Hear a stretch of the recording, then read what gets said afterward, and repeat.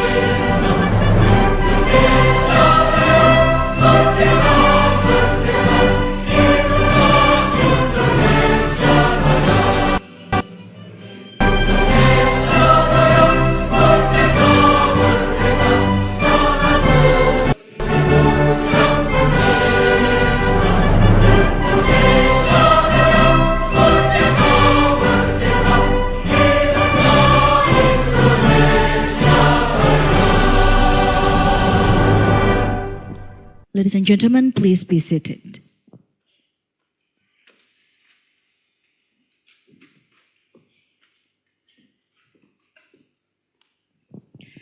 Ladies and gentlemen, to lift up our spirit for today, now let us enjoy a performance by Economics Dance Club So, ladies and gentlemen, please welcome Bapang Dance.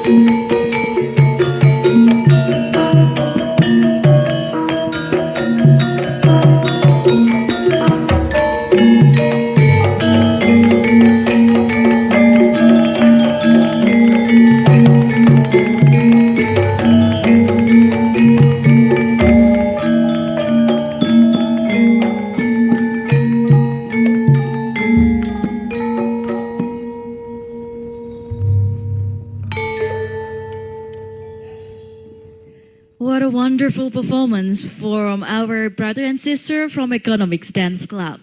Ladies and gentlemen, now let's proceed to the next agenda. And now it is my honor to invite the head of the Department of Economics, Faculty of Economics and Business, Dr. Rarum Politikarum Ferry Prasetya, to deliver his welcoming remarks. To Bapak Dr. Ferry, the floor is yours.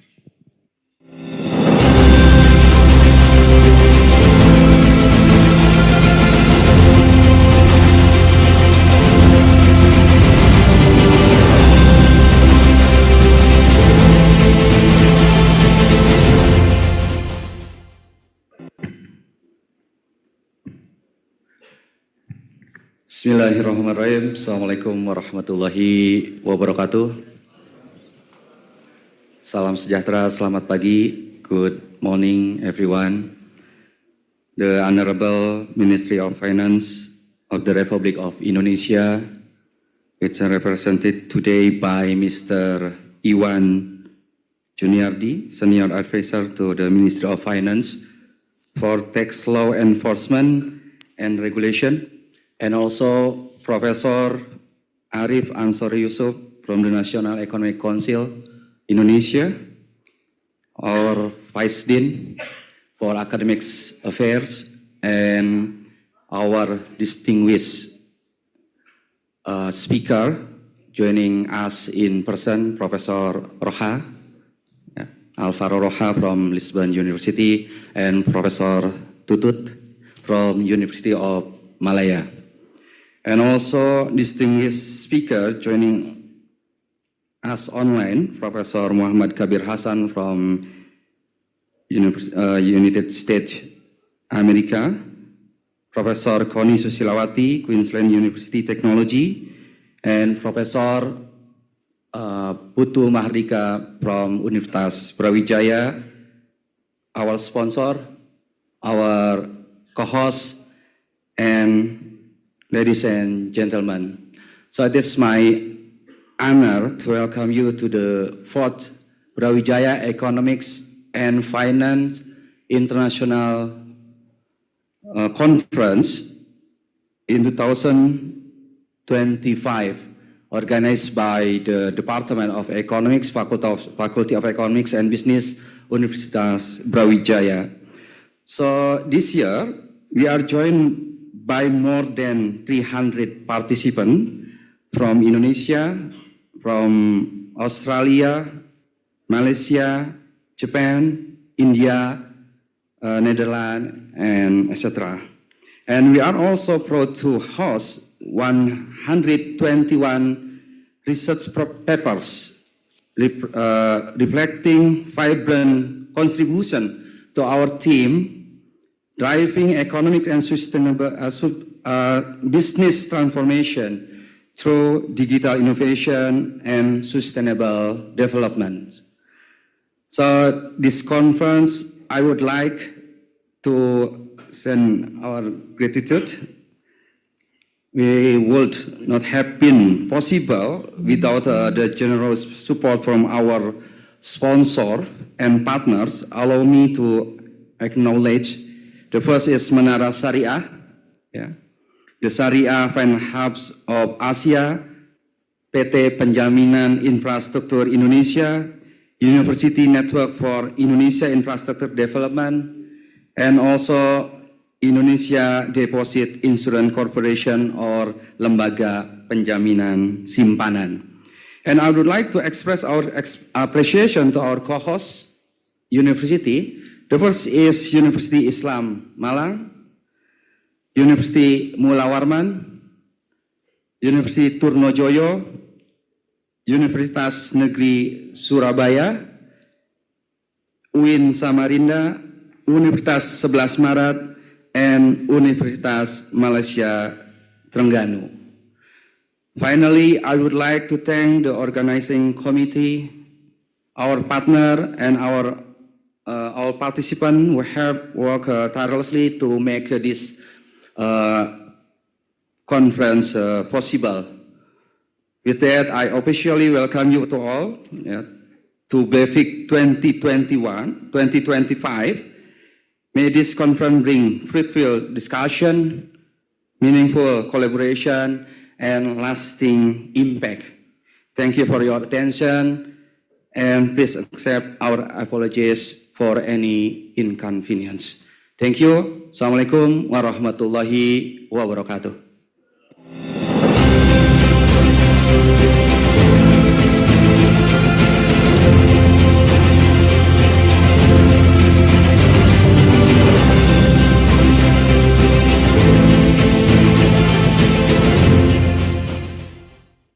Thank you, Bapak Dr. Ferry, for the insightful report and also the welcoming remarks. Bapak Ibu, now we are continuing to our agenda, and may I call upon the Dean of the Faculty of Economics and Business, represented by Vice Dean for Academic Affairs of the Faculty of Economics and Business, Universitas Brawijaya, Bapak Profesor Ananda Sabil Hussein, PhD, to share his address and officially open this year's conference. So ladies and gentlemen, please welcome Professor Sabil.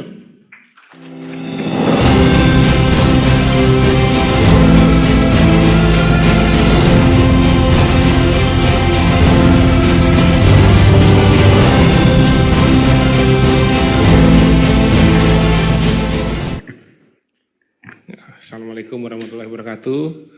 Selamat pagi for everyone.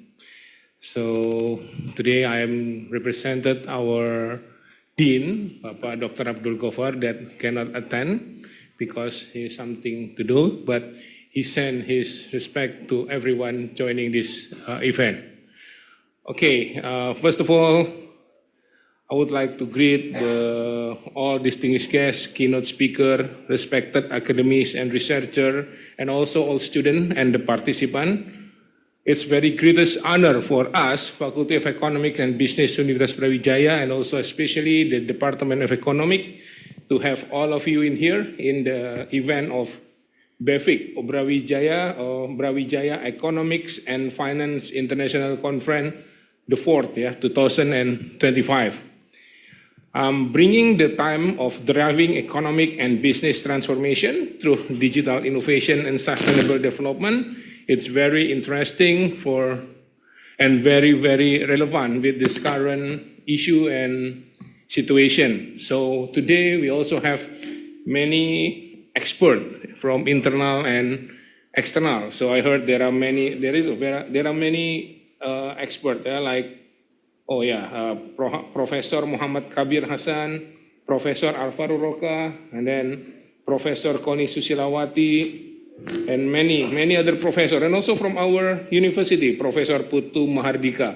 So, by participating or by listening them, it will it will give contribution for us, and it will enhance our knowledge. So, this hybrid conference hosted in our lovely city Malang. So, welcome to maybe Professor Roca and also somebody who hasn't been in Malang before, so welcome to Malang. So really hope Malang will give you very nice experience, and by participating in the conference, when you back, you will also bring knowledge and experience. Well, I think once again, that's very honored for us, especially Faculty of Economics and also Department of Economics, to have all of you here, and once again, have a very nice conference for today and until the end of the conference. I think that's all from me. Assalamualaikum warahmatullahi wabarakatuh.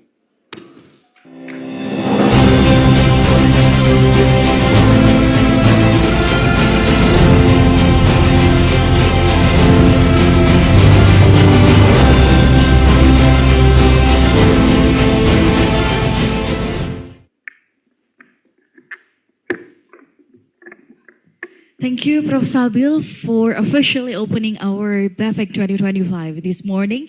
So, ladies and gentlemen, we are also proud to acknowledge our speakers, sponsors, and co-host universities whose support has made BEFIC 2025 possible.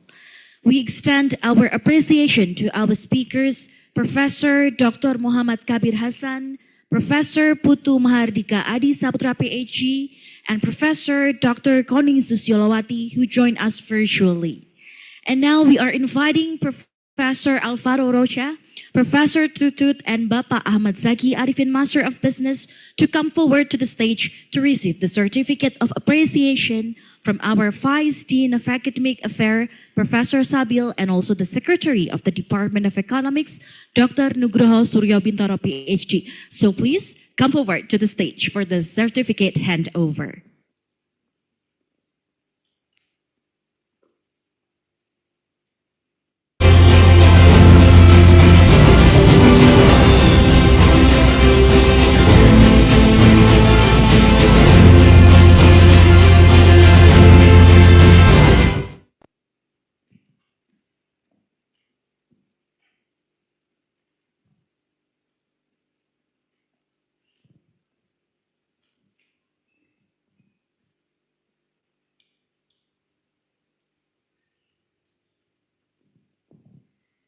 So once again, please give a round of applause for our speakers this morning.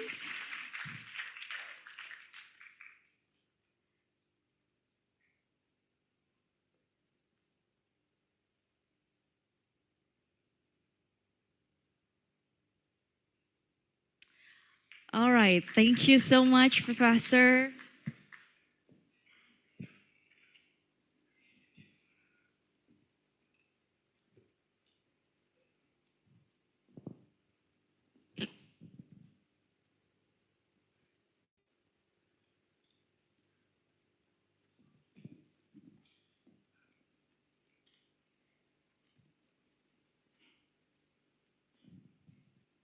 Okay, we're taking pictures in 3, 2, 1.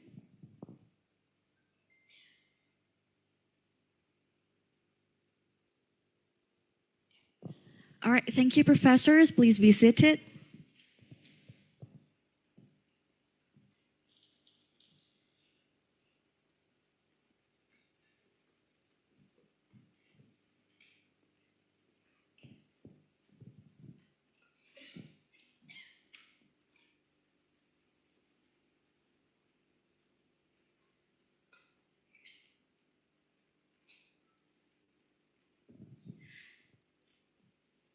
All right, next, we would like to extend our appreciation as well to our sponsors, Menara Syariah, the Indonesia Infrastructure Guarantee Fund, and University Network for Indonesia Infrastructure Development, and Indonesia Deposit Insurance Cooperation. And we also gratitude to the participation of our co-host university, Universitas Mula Warman, Universitas Islam Malang, Universitas Trunojoyo, Universitas Negeri 11 Maret, University Malaysia Terengganu, UIN Samarinda, and Universitas Negeri Surabaya. Thus, we are inviting the representatives from Menara Syariah and the representatives from our partner university. From Universitas Mula Warman, we are inviting Dr. Julian Shah Roy, Master of Science, and we are inviting the representative from Universitas Islam Malang, Bapak Harun Al-Rashid, PhD. We are also inviting the representative from Universitas Trunojoyo, Bapak Titov Chuks Maifani, Magister Ekonomi. And we also inviting the representative from Universitas Negeri 11 Maret, Bapak M. Yusuf Indra Purnama, PhD, to come forward to the stage to receive the Certificate of Appreciation from our head of the Department of Economics, Dr. Rarum Politikarum Ferry Prasetya, and also the Chairman of BEFIC2025, Bapak Faisal Fadli, PhD. So please come forward to the stage for the certificate handover.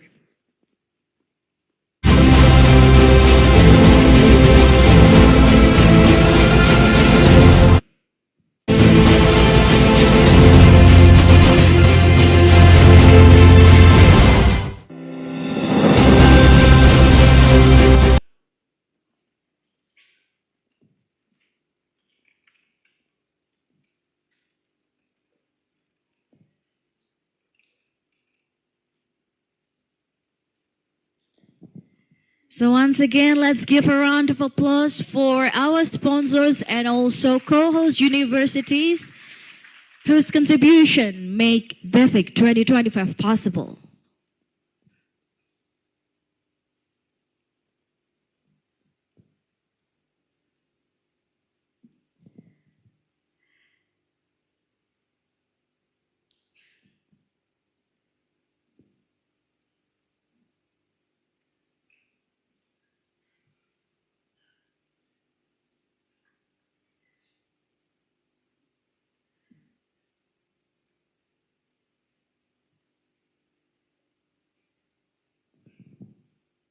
Okay, let's take a picture for this momentous event. We're taking picture in 3, 2, 1.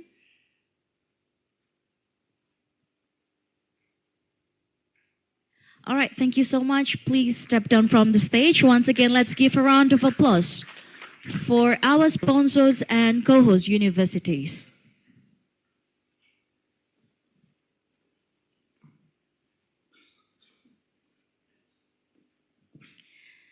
Ladies and gentlemen, before we continue with the next agenda, may I kindly invite all of you to stand together to document our event this morning. So we're going to take a picture together. So please, Bapak Ibu, you are invited to stand up and we're going to take a picture. So we're going to take a picture from the level.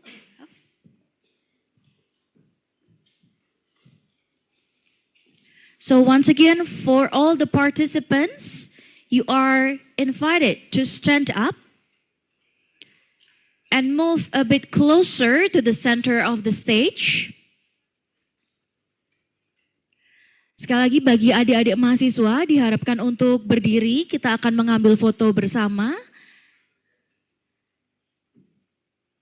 Dan bisa bergeser ke tengah agar semuanya bisa terdokumentasi dengan baik. Sekali lagi untuk mempercepat jalani acara, adik-adik mahasiswa kami harapkan untuk bergeser ke tengah. Kita akan mengambil foto bersama.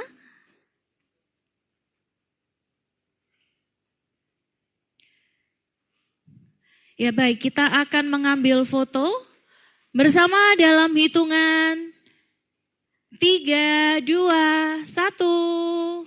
Give your best smile for this morning. Dan sekali lagi kita akan melakukan pose dengan thumbs up. Okay, baik.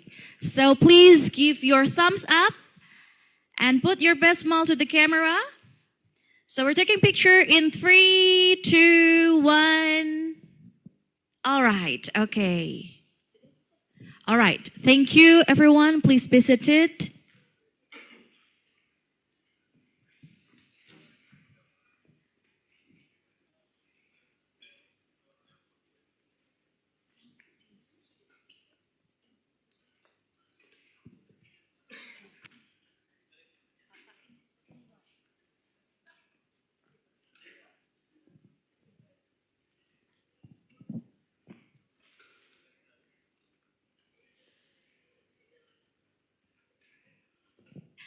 All right, ladies and gentlemen, now we are delighted to begin our first keynote session. And this morning, representing the Minister of Finance of the Republic of Indonesia, we are honored to welcome Bapak Insinyur Iwan Juniardi, Master of Management, as the Assistant of Minister for Tax Regulation and Enforcement to deliver the keynote speech. So to Bapak Insinyur Iwan, the floor is yours.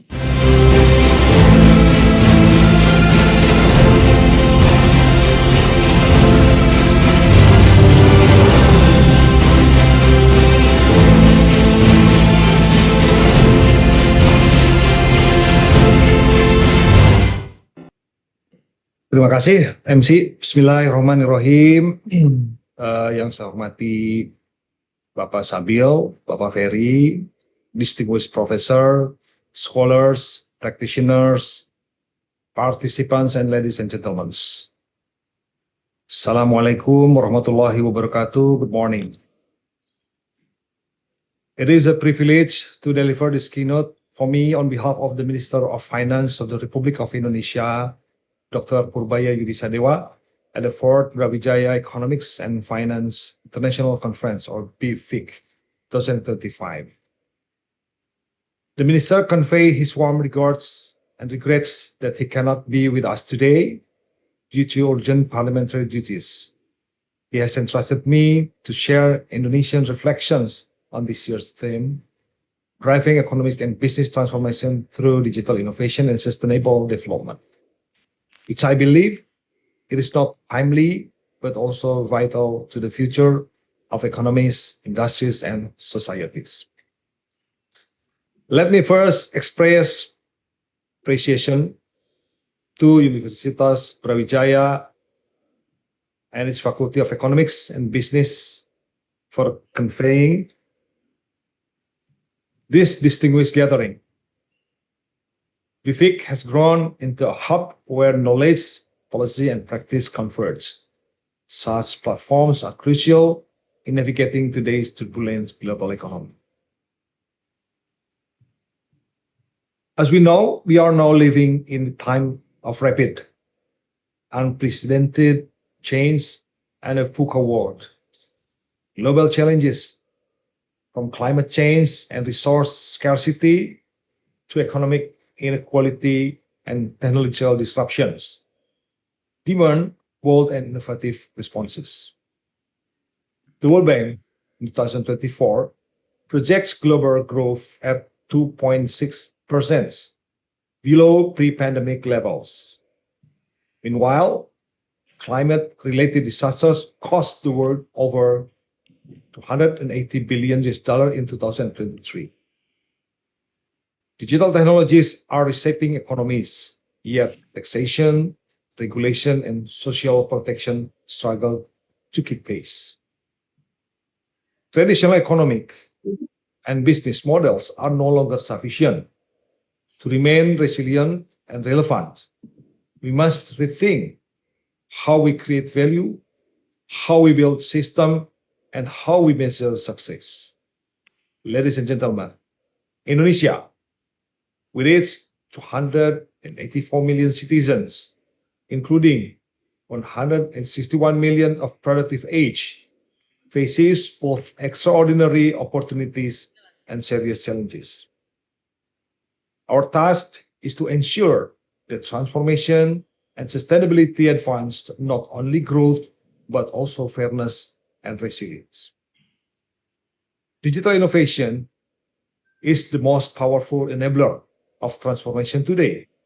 Artificial intelligence, blockchains, cloud computing, the Internet of Things, and data analytics are not just buzzwords, they are reshaping entire industries and societies.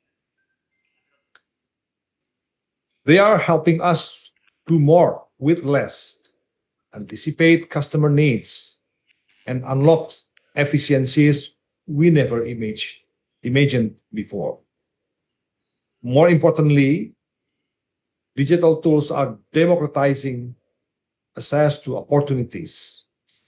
They are empowering small businesses, entrepreneurs, and remote communities to participate in the global economy. Digital innovation must be more than just technological adoption. It must be a mindset, and a mindset that embraces agility, openness, and collaboration. However, we have to remember that innovation without sustainability is short-sighted. Sustainable development is no longer a nice to have. It is a strategic imperative. Whoever that fail to align with environmental, social, and governance, or we call it ESG principle, risks losing not just public trust, but also benefit in all long-term profitability. By integrating sustainability into our innovation strategies, we create not just economic value, but also social and environmental impact. Yes, we are indeed talking about circular business models, green technologies, ethical supply chains, and inclusive growth. True transformation occurs at the intersection of digital innovation and sustainable values. Nowadays, Indonesia has advanced several policy innovation, such as first is tax administration reform, what we call it core tax, which introduced a modern integrated tax system that simplifies compliance, strengthens transparency, and reduce costs by up to 30%. It allows taxpayers to trust that compliance is fair and predictable. Second is green sukuk financing. Since 2018, Indonesia has mobilized over $6 billion for renewable energy, adaptations, and sustainable infrastructures. These bonds have financed solar, mini hydro, energy efficiency, and restorations projects. Third is carbon tax and energy transitions. Our carbon pricing policy, starting with coal power plants, supports the goal of net zero by 2060, complemented by the Just Energy Transition Partnership, worth $20 billion. This program accelerates coal retirement and renewable expansion. Ladies and gentlemen, transformations of these scales cannot happen in isolation and done by government alone. Government must provide the regulatory frameworks and infrastructures, while private sectors must invest in R&D, talent, and ethical leaderships. Academia must bridge the skills gap and foster a new generation of innovators. And civil society must hold us all accountable. Domestic partnership with universities and MSMEs are essential. MSMEs contributing about 61% of GDP and employing 116 million people must be digitally empowered to thrive. International cooperation is vital. Indonesia supports the OECD or G20 framework on digital taxation to ensure that value created in the digital economy is taxed fairly, and the global rules strengthen equity rather than the erode sovereignty. Policy and partnership must be ensured in purpose. First, to reduce inequality so growth benefits all. Second, to protect the environment, as Indonesian forests store 25 gigatons of carbon, the resource critical for the planet. The third, to empower youth, with 45% of Indonesians is under 30. Their creativity and innovation must drive sustainable change. So I have a story from the Central Java that show collaborative action can produce the visible productive results.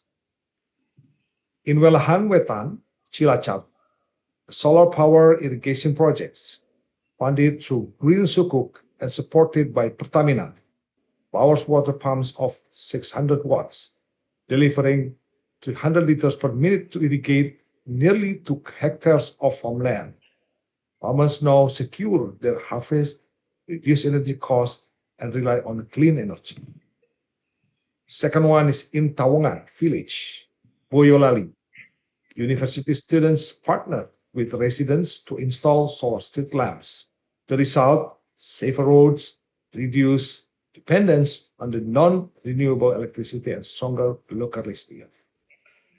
This story reminds us that sustainable finance and digital innovation are not distant promises. They are concrete transformation improving life today.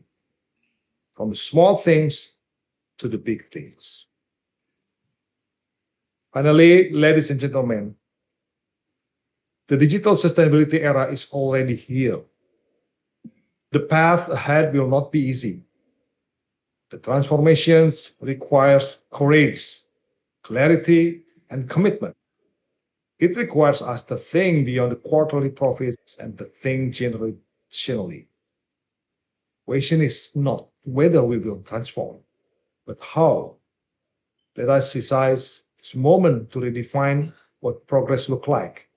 Let us leverage the power of digital innovation, not only for the economic gain, but also for more sustainable, equitable, and inclusive world. On behalf of Minister Purbaya Yudi Sadewa, I invite you all academics, policymakers, and citizens to join us in building economies that serve people and plan together. Time for incremental steps has passed. What we need now is decisive action, bold imagination, and unwavering collaboration.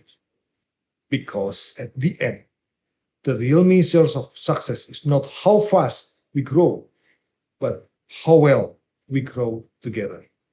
Thank you very much. Wassalamualaikum warahmatullahi wabarakatuh.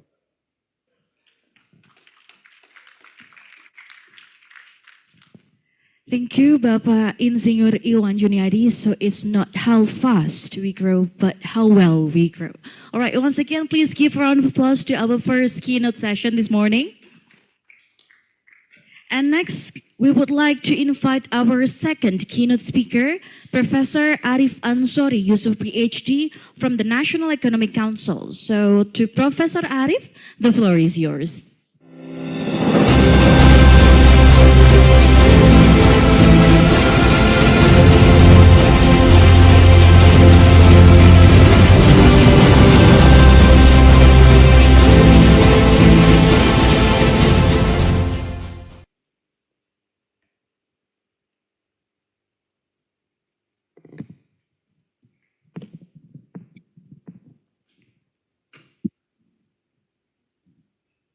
Good morning.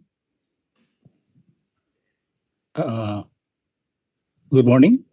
Good morning, Professor. We can hear Uh, your voice clearly. Okay. Can you allow me to share screen, please?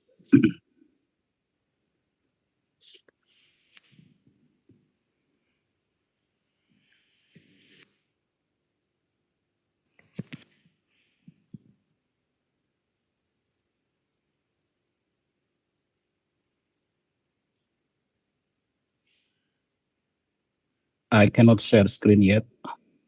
Please spare us few minutes. We are still in the process of making you as the co-host.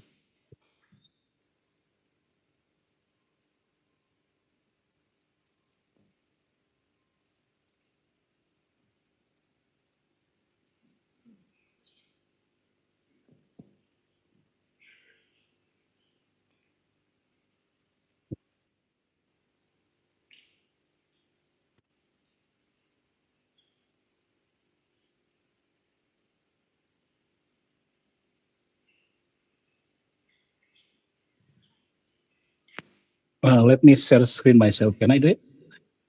Yes, it is on the screen Yeah, clearly, but can I do Professor. it myself? I think you have to stop the screen sharing first. I want to do it myself. Okay, we got that. Thank you.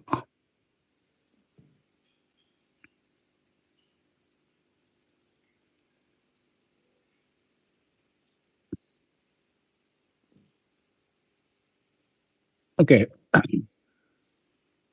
First of all, I'd like to thank the committee of this conference to invite me to share presentations in the this morning. So I will use this opportunity to share a personal reflections of what I call desirability of development. I know that the word desirable is a sexy word, and I want to relate it on the aspect of SDGs. So first, the question that I'm going to share with you is development has many phases. People think development from different views, as well as what we want to achieve with development. But because of those variety of perspective, of course, it's difficult to agree what is desirable development means. In this current context, for example, some minister want development to be simply achieving 8% economic growth, but some other I don't know, ministries may say something else. Let's say you want to have a lower poverty, higher social cohesion, or even slower speed of deforestation. So it's difficult to agree on what is desirable development. There will never be a universal agreement, even among experts. However, if you are a philosopher of development, if you are a thinker of development, that complexity, that the heterogeneity of these notions is not a reason that we should leave the conversations because the stake is too high. For example, because development cannot left to markets alone and let the market decide what constitutes desirable. That's a big no-no. And in doing so, when we want to regulate market, we want to define our own standard of what's desirable. We need management of development. We need to manage development. And when we're talking about managing development, then somebody has to manage. Government need to manage development. Global institutions need to manage development. So when we want to manage, we have to manage what we can measure. So when we measure, then we need to have a conventions of what is desirable. Because when we manage development, we need to measure progress. We need to monitor progress of the development. So it means measurement is necessary, disregarding whether the definition are highly contested. So therefore, as an academic, as an economist, as a social scientist, we should not stop of imagining what development means, what desirable development means. So we have to keep searching. The collective understanding of desirability should be always on our agenda of discourse, of public debates, of seminar discussions, of this conference. And by doing so, we gradually and continuously improve what development means. Okay, now I give you one example of indicators that are very common when we talk about desirability of development, and that is GDP. Everyone knows GDP. Why GDP is so pervasive? Why people use GDP? Why GDP become a household words? Yeah. So does it mean that GDP is so desirable? Yeah. But of course, GDP is only a single indicator, and it does not at all reflect the diversity of desirability of development. Right? But why GDP still dominates our space of discussion?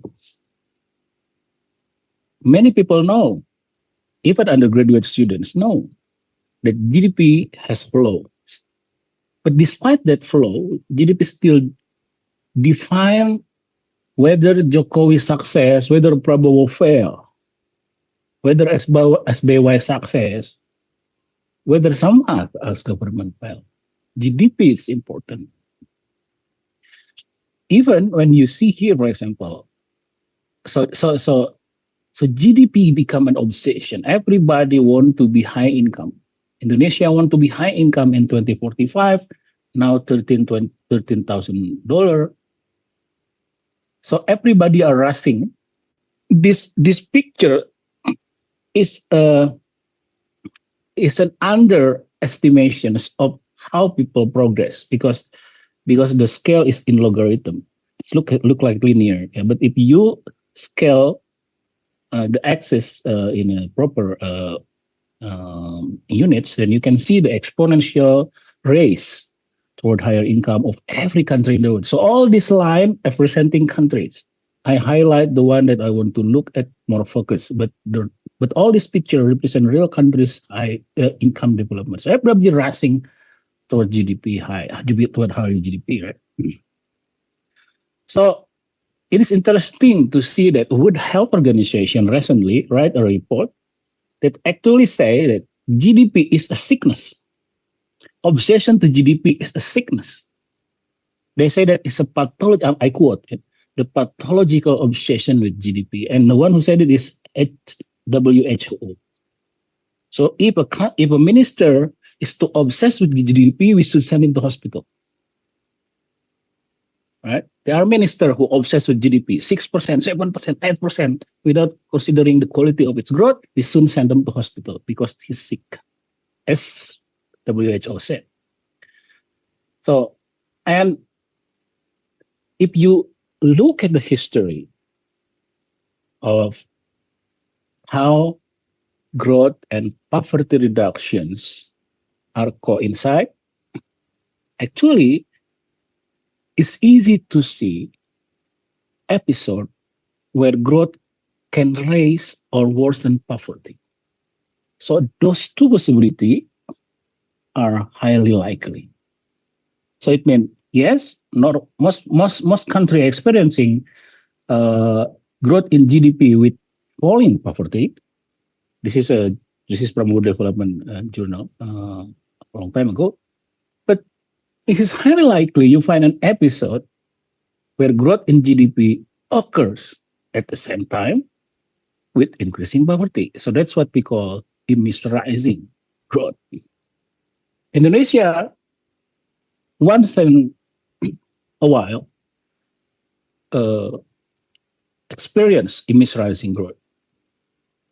Yeah, even in the recent times. Yeah. So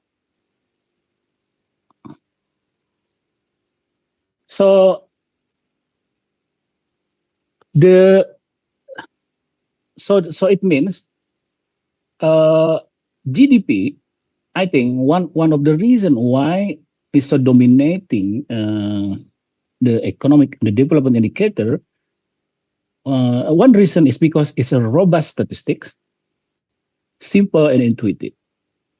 However, simplicity and robustness alone cannot explain the global dominance of these simple indicators. There are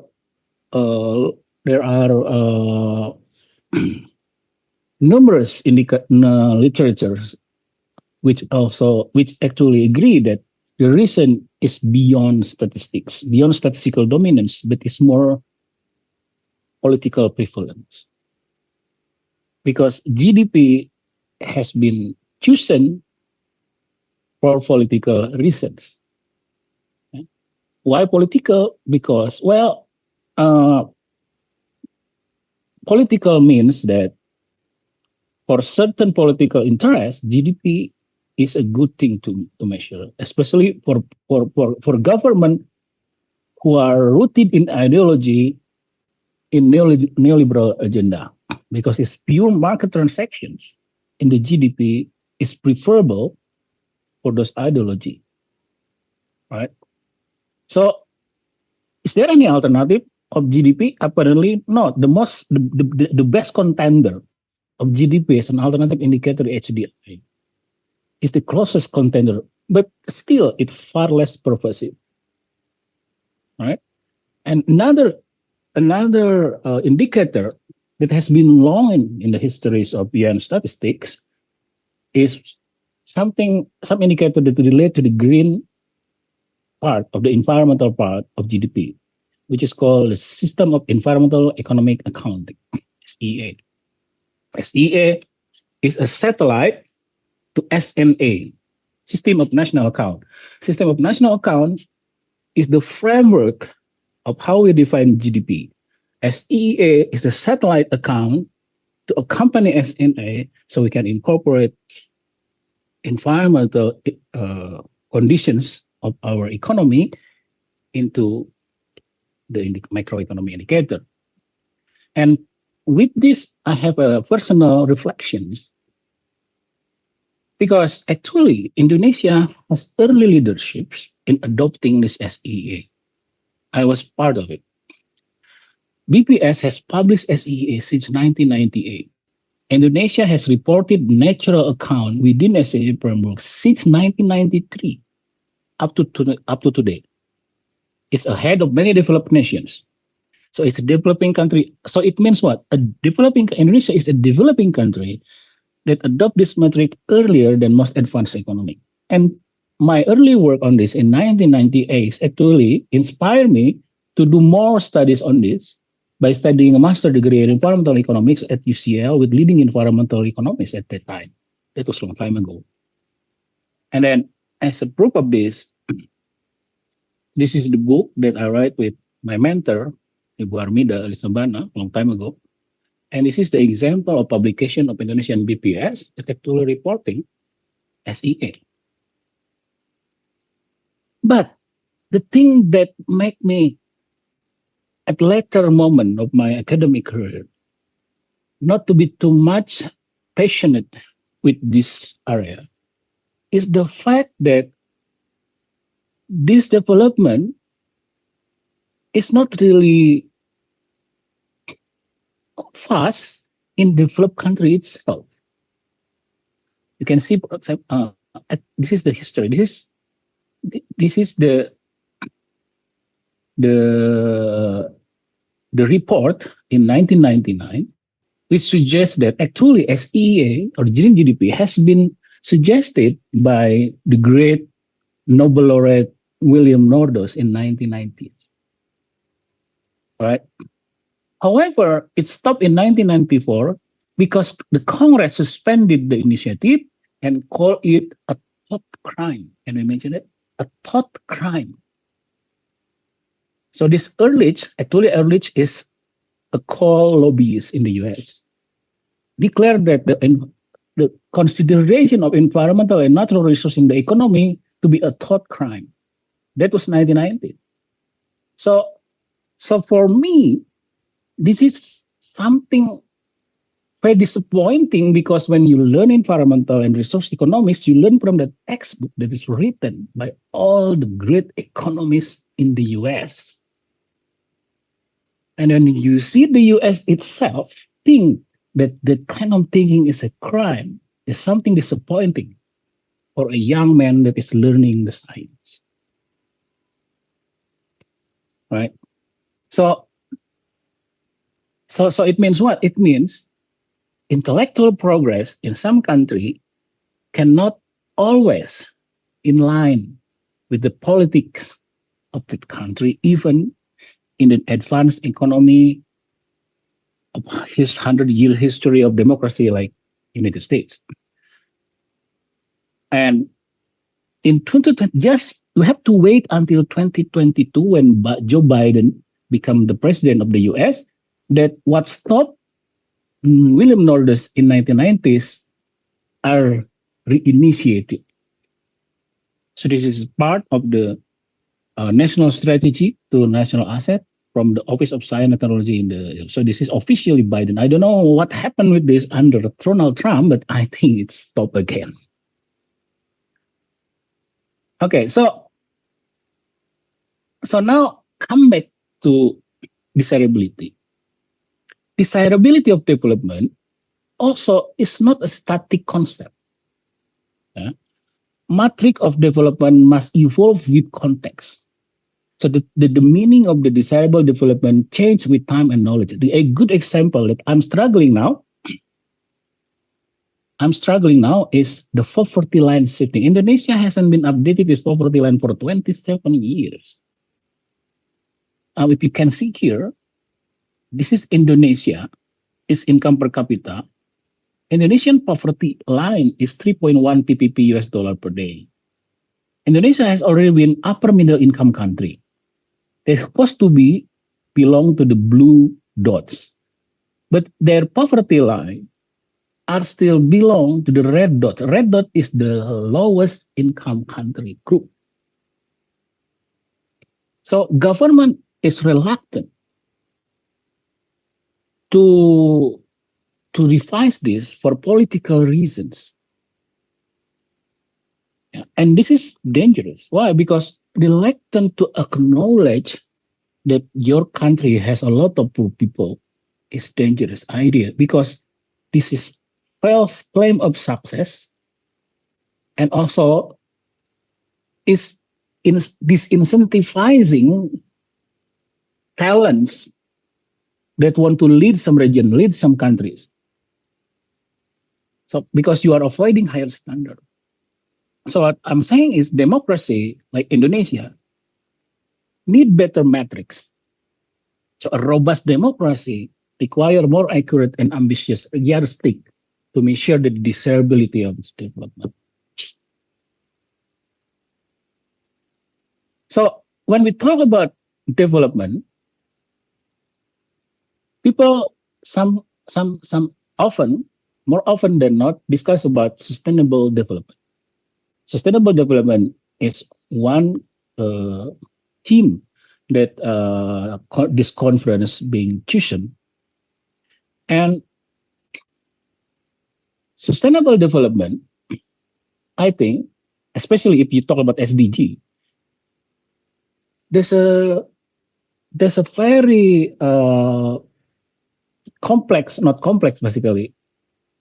It's a very too many things inside. So if you want me to discuss what SDG is, will take time to do that. But after years of engaging with SDGs in Indonesia, including I founded the first SDG center in the world, I think, in 2016. Until today, I'm still active there.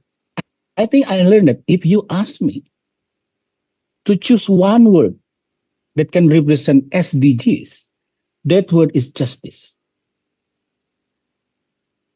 Because if you look again, the definitions of sustainable development in the Brundtland Commission is 1987. This is basically, they say, it's SDG or sustainable development is related to intragenerational justice and intergenerational justice. So what justice, but we have to look at it in two angles.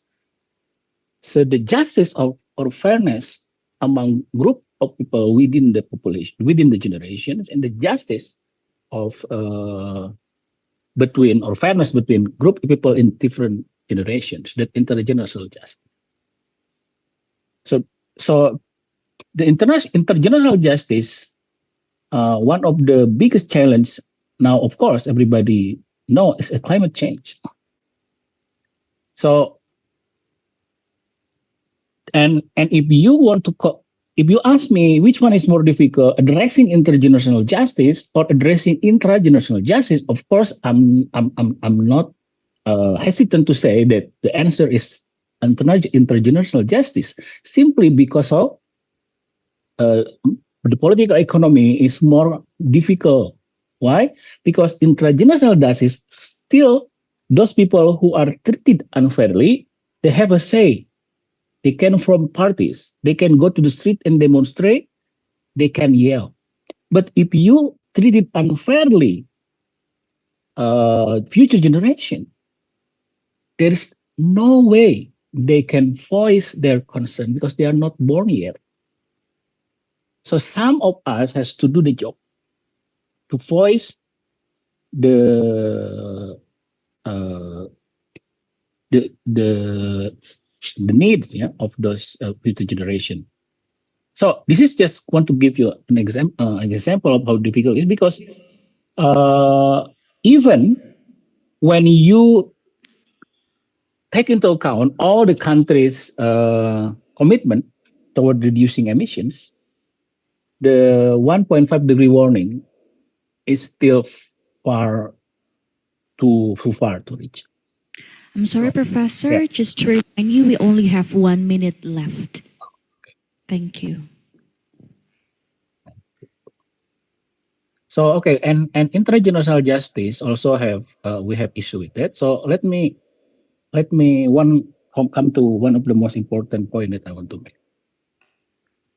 If your country choose democracy, then the challenge to address long-term issue is more difficult because the notions of democracy myopia thesis.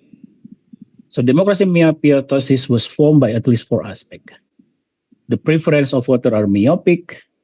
We have only 5-year electoral cycle. Democratic process is easily captures, and also the exclusion of future generation. The options of fixing this, there are 2 options I want to answer. You either pick autocracy, come back to Suharto era, if you want to reduce if you want to get rid of myopic democracy thesis. But that's an option, which I know that you don't want to do that.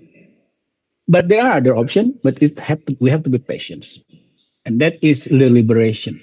So we have to strengthen deliberation if autocracy is not achieved. So it's deliberation is you have to improve inclusivity and thoughtful democratic process. Right? And then one way of doing it is through SDGs. So that's my message. So most people see SDG as an idea, but sometimes we have to see SDG also not only as an idea, but as a process. What process? Process of inclusive deliberation that avoid us to choose the autocracy path to correct for myopic democracy hypothesis because people think too much short term. I'm Okay, sorry, Professor, so but the time is up. yeah, Any so final words? this is my final word. Is it okay to say this? Yes. Okay, thank you. So this is my five conclusion. So development disability is evolving, so we cannot be fixed once and for all. We have to balance intergenerational justice, fairness across time must be central to development because that's politically most difficult. We have to push against political inertia. Intellectual progress must continue to change politics. One of them is through SDG. SDGs show a promise because they not only an idea, because they provide an inclusive, democratic long-term visions. So I think that's conclude my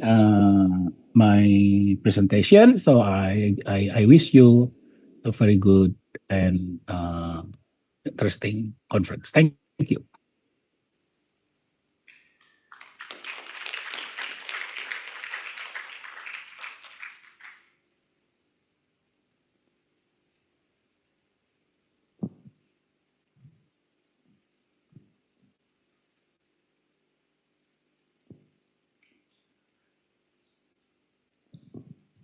All right. Thank you so much, Professor Arif, for the interesting and also inspiring keynote address. Ladies and gentlemen, it's now the time for our first panel session. And this session will be moderated by Dr. Aji Purba Trapsila, PhD. And allow me to read his brief profile. So Dr. Aji is a lecturer at the Department of Economics, Universitas Brawijaya. He completed his PhD in economics at University Malaysia Terengganu. His expertise lies in Islamic economics, behavioral economics, and the integration of local wisdom in economic development, with a particular focus on implementing Maqasid Syariah principles. So, ladies and gentlemen, please welcome Dr. Aji Purba Trapsila, PhD.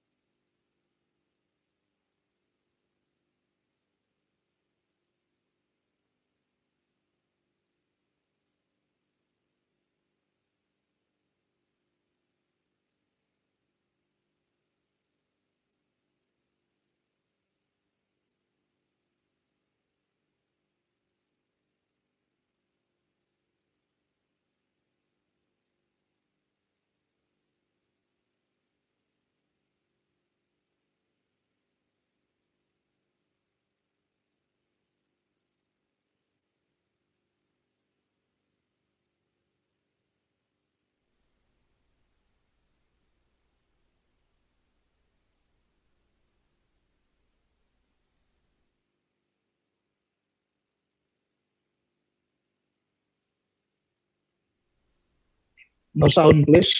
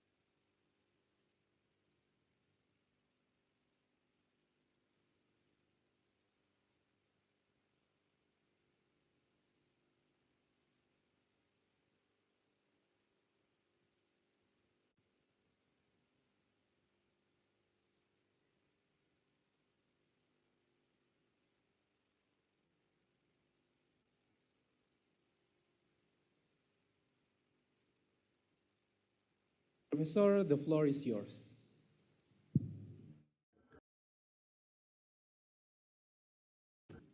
Bismillahirrahmanirrahim. Assalamu alaikum wa rahmatullahi wa barakatuhu.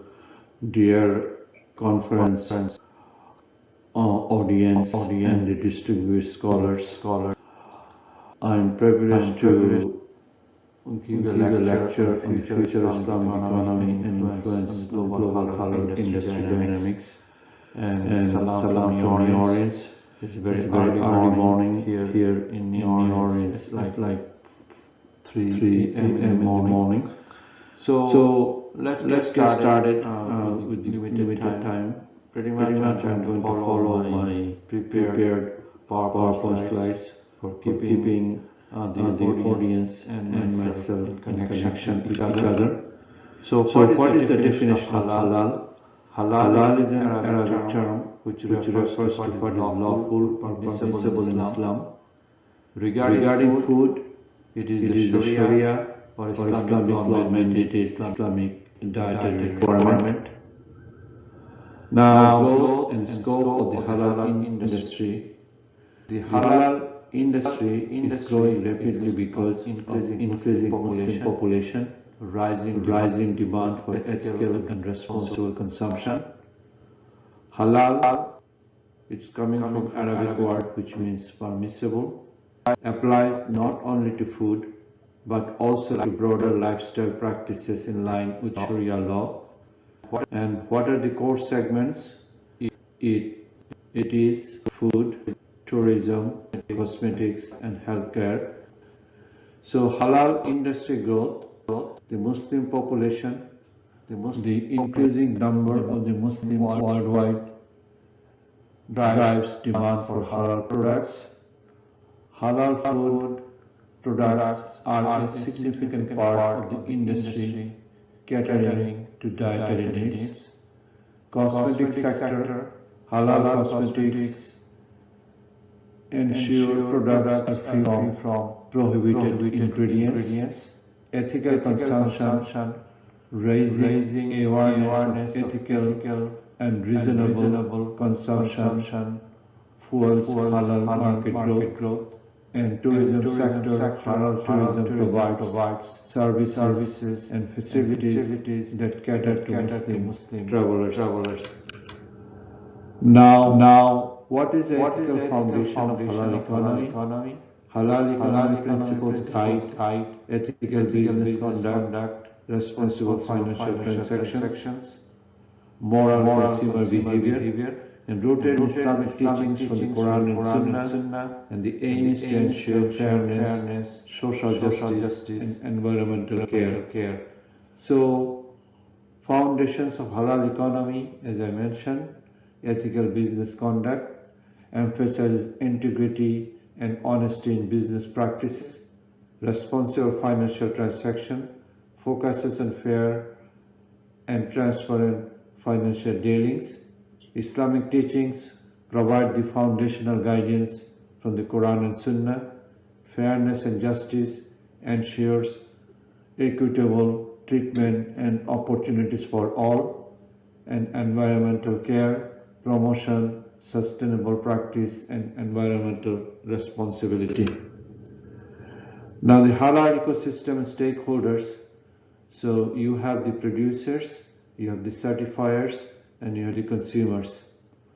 Now halal industrial ecosystem includes producers, maintain halal standards in production, certifiers ensure compliance through certification bodies, consumers demand transparency and ethical products. Each stakeholder plays a crucial role in sustaining and expanding the industry. Adherence to stringent standards builds trust and global competitiveness. Now the first global growth of the halal industry, halal market projected to reach USD $3.6 trillion by 2026, and the rapid growth reflects its potential to rival conventional markets. It represents a model for Sharia-compliant inclusive growth and attracts global attention due to its ethical foundation and economic resilience. So from religious specialty to worldwide trendsetter, once religion specific, the halal industry is now a mainstream global force. Consumers seek halal products for health consciousness, high ethical standards, superior quality, and halal principles aligned with universal values, enhancing global competitiveness. Now, appeal to ethics and wider relevance, halal market attracts Muslim and non-Muslim consumers alike, rooted in Islamic ethics, morality, fairness, safety, and hygienic, gained momentum post-2008 financial crisis and rising ESG awareness. Halal economy now seen as a viable, responsible alternative to conventional models. So again, the ethical appeal of halal products coming from ethical consumers, they prioritize morality, safety, and hygiene. Non-Muslim consumers value ethical and responsible choices, and Muslim consumers seek faith-based assurance. Now, the global expansion of halal demand varies by time, location, and necessity, gaining recognition globally. Non-Muslim countries such as China are strategically adopting halal industries. China's involvement highlights halal's potential for economic diversification and global trade. Now, the Muslim demographic and its economic impact. Muslims constitute almost a quarter of global population in 2025 and growing 1.8% annually, and rising GDP per capita in Muslim countries boost halal consumption. Demographic and economic trends signal a strong growth trajectory for the global halal industry. Now, the strong implication of Islamic economic system, foundation of Islamic economics in halal industry. Islamic economics offers a holistic ethical framework for halal economic growth. It prioritizes business ethics, human rights, and sustainability. It promotes community benefit over profit maximization. It encourages environmental awareness through Khalifa concept or stewardship concept in Islam. And of course, it supports a socio-economic justice by fair practices. Now, Islamic economic rules support the halal industry. So you have the prohibition of gharar, you have the profit sharing models, and you have the mandatory zakat. So prohibition of gharar or excessive uncertainty ensures transparency in halal certification and supply chain. Profit sharing models foster equitable growth. Mandatory zakat promotes income redistribution and social welfare. Collectively, these tools establish a system of ethical governance across sectors. Halal economy as a driver of global diversification. Global halal market projected to reach 5 trillion by 2030. Key growth sectors, halal food, which is the largest one, 2.8 trillion. Tourism, modern fashion. Driven by integration of Islamic economic principle in trade, Muslim consumer spending reached $1.4 trillion 2024, growing about 11% annually.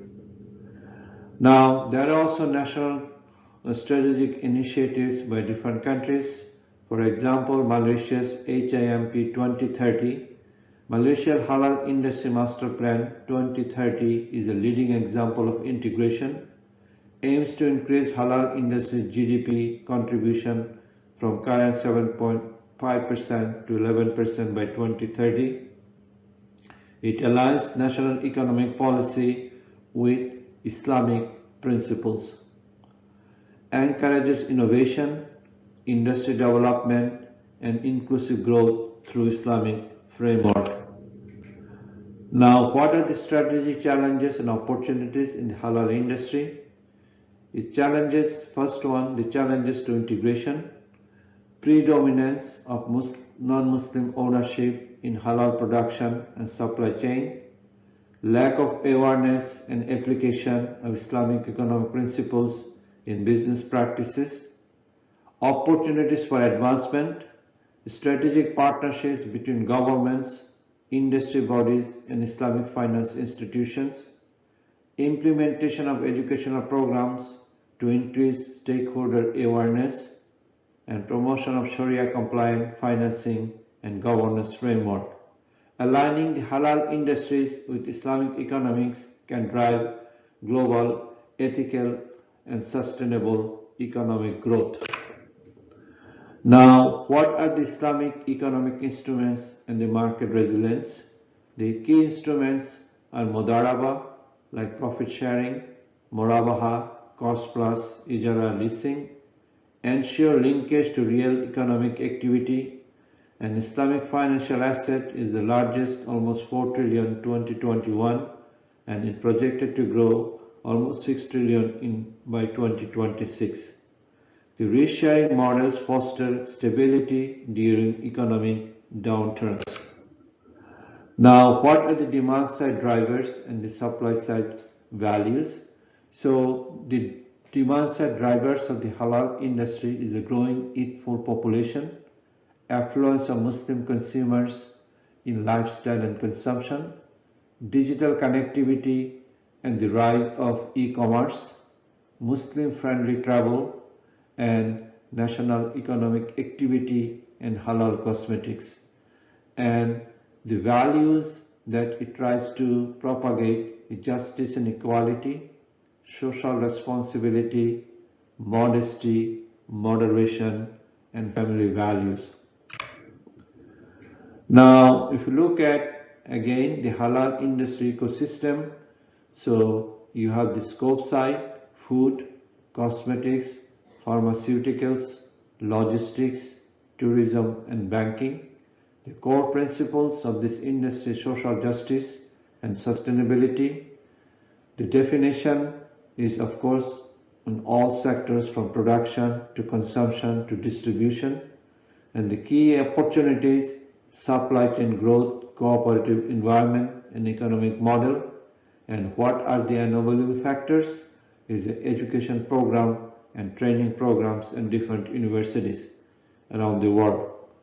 So definition: an integrated framework encompassing production, consumption, and distribution adherent to Islamic Sharia principles. The scope covers primary goods, food, cosmetics, pharmaceuticals, supporting services, logistics, tourism, and banking, and enabling frameworks like government support, education, and research. The core principles prioritize the social justice and sustainability over profit maximization, unlike conventional business practices. Enabling factors: education and awareness programs enhance integration and application of Islamic economic tools.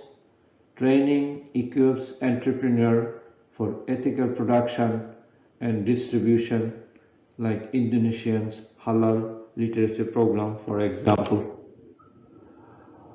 Halal ecosystem integration.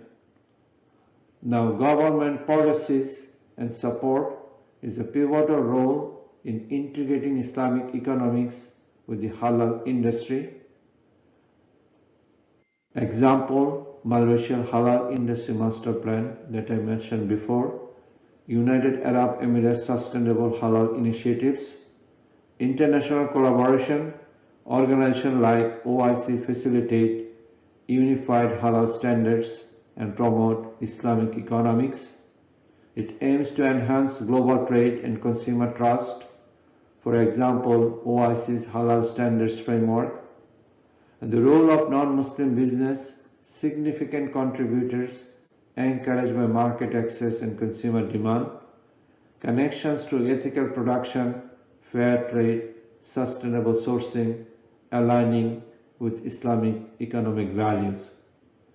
Export and trade financing, addressing reliance on conventional financing to Sharia-compliant instruments, for example, Morava-based facilities, Waqf-funded programs, Malaysia Sharia-compliant trade finance solution. So, what are the actors in this halal ecosystem integration. To recap, the government policies and support, international collaboration, non-Muslim business, export and trade financing that leads to halal ecosystem integration. So, what are the enabling environment? Again, you need government and regulation, you need education and training, research and innovation, leading to supporting services like halal logistics, Islamic finance, halal tourism, core products, food and beverage, pharmaceuticals, cosmetics and care, and what is the end goal? The Muslim consumers and non-Muslim consumers. Now, we must remember, for some reasons we do not know, the halal food and halal finance has been divorced or disjointed at birth. So, in the West or in Muslim countries, we look for halal chicken, but we never ask the question whether that halal chicken was produced by halal finance. So we need to bring these two sectors together, the halal finance providing to the halal food and halal industry in general. Now the global Islamic economy and halal industry, as I mentioned, steady expansion driven by increasing ethical consumerism and rising worldwide demand. Significant economic impact. In 2022, approximately 2 billion Muslims spent almost 2.3 trillion across key sectors. These represent a 9.5% increase from 2 trillion in 2021. Key sectors of consumption: food and pharmaceuticals, cosmetics and fashion, travel and media, and the broad and inclusive appeal.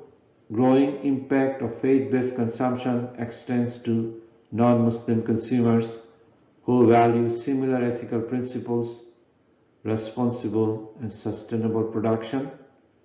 Core strength and contribution: focus on responsible, sustainable and inclusive business practices. It positions the Islamic economy as a significant contributor to global development.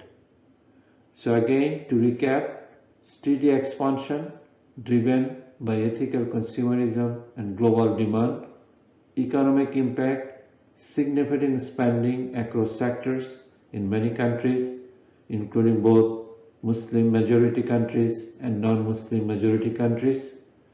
Key sectors of consumption includes food, pharmaceuticals, cosmetics, fashion, travel and media. And there is broad and inclusive appeal, and there is a core strength and contribution coming from the responsible, ethical and sustainable consumption and living. Now, if we look into sector-wise, the halal food industry, the significant growth in 2022 it was 1.4 trillion and expected to grow in 2026 is 1.89 trillion. So Muslim consumer spending reached 1.4 trillion in 2022, almost 9.6% increase from 2021. Projected growth to 1.89 trillion by 2027, almost a 6.1% CAGR.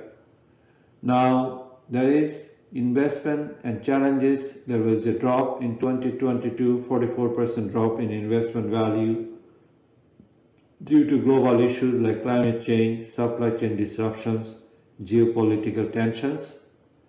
Innovation focus: food technology remains a high priority area with innovations like lab-grown meat and improved seed varieties enhancing food security. If you look at the Islamic finance sector, rapid expansion, assets rose by 17% to US 4 trillion by 2021, and they expected to reach almost 6 trillion by 2026, with 9% annual growth rate. Key development driven by digital transformation, green finance, and efforts to improve financial access. Now, investment surges recorded a five-fold increase in investment deal value, reaching 14.4 billion in 2022 and 2023, fueled by Islamic fintech and sustainable sukuk issuance in markets like Indonesia, United Arab Emirates, and Malaysia. Now, if we look at our bird's eye view, halal tourism is about 133 billion, modest fashion 318 billion, pharmaceuticals 108 billion, cosmetics 84 billion, media and entertainment 247 billion.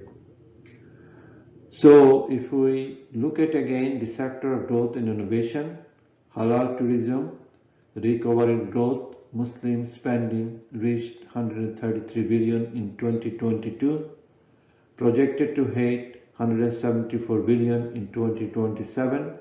What are the key drivers for the halal tourism?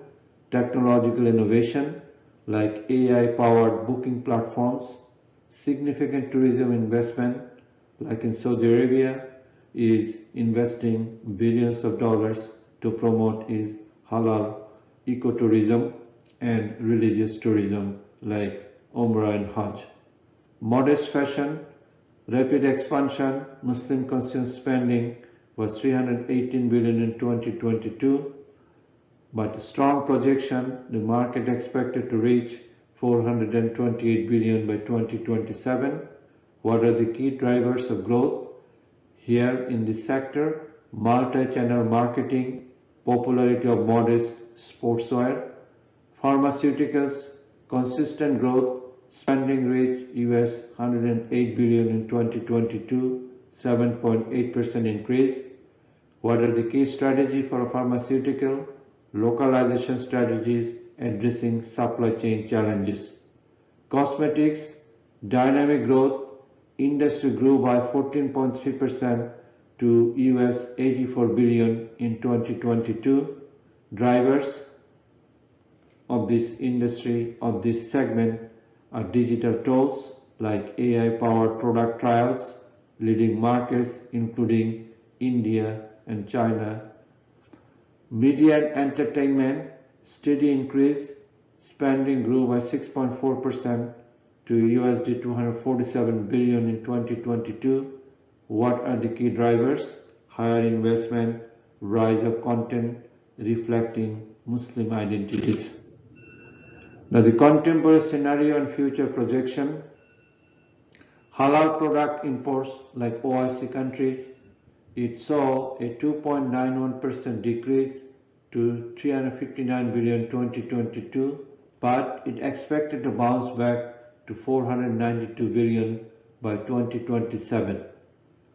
Overall investment in halal economy more than doubled to 25.9 billion in 2022-23, highest activity observed in Indonesia and UAE. The leading performance, the Malaysia continues to lead the global Islamic economy indicator rankings. It recognized for a strong performance in innovation and investment and overall outlook. These trends underscores resilient and ethically driven Islamic economy and well positioned to meet global needs in the coming year. Now, if you look at sector-wise one more time, Islamic economy market size, original estimators, consumer spending estimate for all sectors except Islamic finance represented assets under management. So if you look at is a secular increase in media and recreation, finance, pharmaceutical, food industry, cosmetics and personal care, and fashion. Now we are coming to conclusion. A dynamic and integrated Islamic economy, the emerging role, the global Islamic economy, including halal industry, is a dynamic force. Muslim consumer spending reached 2.3 trillion 2022, up from 9.5% from 2021 across key sectors like food, pharma, cosmetics, fashion, travel, and media. Achieving enhanced outcomes, connecting halal business with Islamic economic principle emphasizes ethical transactions, sustainability, financial inclusion. Again, to recap the emerging force, the enhanced outcome, ethical consumption, and cohesive ecosystem. So, integration of Islamic economics and halal industry, the empirical evidence, as I have mentioned, using data from the industry. So, halal food, cosmetics, Islamic economic asset, the robust trend and key innovations, the theoretical foundation, the transparency, the fairness, prohibition of exploitative practices, and persistent challenges. Of course, there is the regulatory gaps like halal food certification is not existent in many countries, many Muslim majority countries. I'm originally from Bangladesh. You still did not come up with a halal certification in our country. We probably can learn, the people or citizens of Bangladesh and many other parts of the world, from examples in Malaysia and Indonesia. So what are the recommendations and future outlook? Strengthen global integration, increase collaboration among OIC member countries, standardize Sharia-based trade and commerce regulations, mandate Islamic economic principle for halal certification to enhance global halal market access, leverage investment momentum, capitalize on surging investment, particularly leading markets like Indonesia and United Arab Emirates, learn from Malaysian consistent leadership in the global Islamic economy indicator as a model for ecosystem development, pioneer future research and pilot projects, research like university and research centers around the world, empirically quantify the benefits of integration, focusing on numerical impacts on market growth, consumer trust, investment flows. A number of PhD theses can be written on this area. There should be starting of some pilot projects. Governments and regulators should develop pilot projects in model implementing Sharia compliant financing across halal products and services to test their resiliency. Now we also need to address critical barriers, tackle regulatory fragmentation, leverage digital innovation like blockchain and AI for enhanced transparency and efficiency in this industry. So, achieving global Islamic economic integration. Now we have fragmented Islamic economy, inconsistent global market access even among OIC Muslim countries where trade even very small. So we really need to increase the trade among the Muslim countries, and we need to integrate the global economy, like we need to emphasize ethical prosperity and market access. Harmonize Sharia-based trade regulations among the OIC countries as a starting point, capitalize on surging investment growth, and quantify benefits of Islamic integration. I just want to say one last thing. If you look at the global halal beef industry, the three largest countries are non-Muslim countries like India, Australia and Brazil. We need to bring back, or we need to attract those industries to locate to the OIC Muslim countries, and for this we need to develop infrastructure to attract foreign investment. Second point I want to emphasize, we need to bring a integration of halal finance supporting halal industry. Right now there is a disconnect between the halal finance and halal industry. From my practical experience, I know in many countries, if you take for example Australia or Brazil. Their halal beef market is supported by interest-based financing, and they are looking for halal alternative. We can support them in the transition, but our ideal goal should be relocate or attract those countries to invest in Muslim majority countries where can get benefits of the halal ecosystem. I thank you very much. I would like to formally acknowledge and extend my sincere gratitude to all authors, researchers, and institutions whose work has been referenced or utilized in this presentation. Their valuable contribution and scholarly efforts have provided the foundation and insight necessary to support the content shared today. I also thank you, the audience, for your time, attention, and thoughtful engagement. Your presence is greatly appreciated, and I hope this presentation has been informative and thought-provoking. Wa billahi tawfiq wal hidayah. Wassalamu alaikum wa rahmatullahi wa barakatuhu. Thank you very much. Hope to see you in person in the next conference.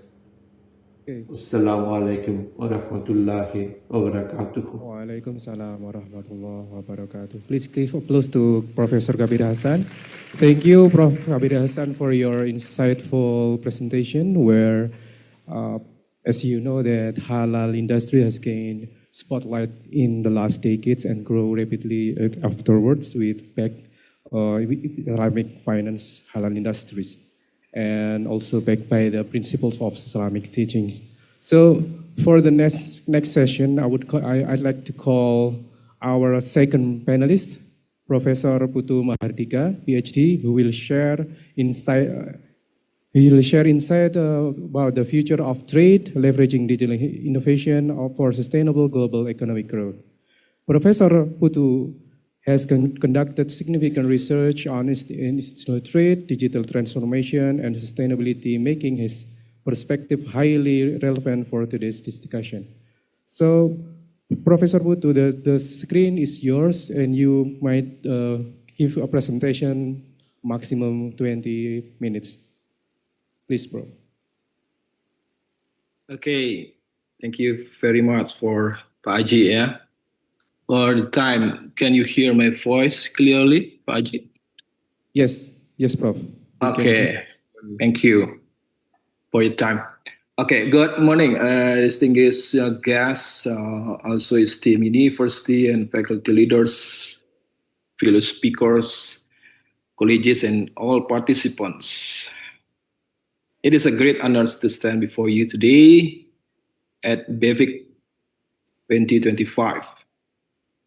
So I'm truly grateful for this opportunity to contribute to this dialogue, and I look forward to engaging discussion as well after this that will shape meaningful pathways for sustainable growth and impact. Today, I would like to present an interesting issue, maybe robust issue today, in the last decade, related to the future of trade, leveraging digital innovation for sustainable economic growth. Okay, we can start with the first slide, please. Okay, for this slide, I try to open the issue and the context of these presentations.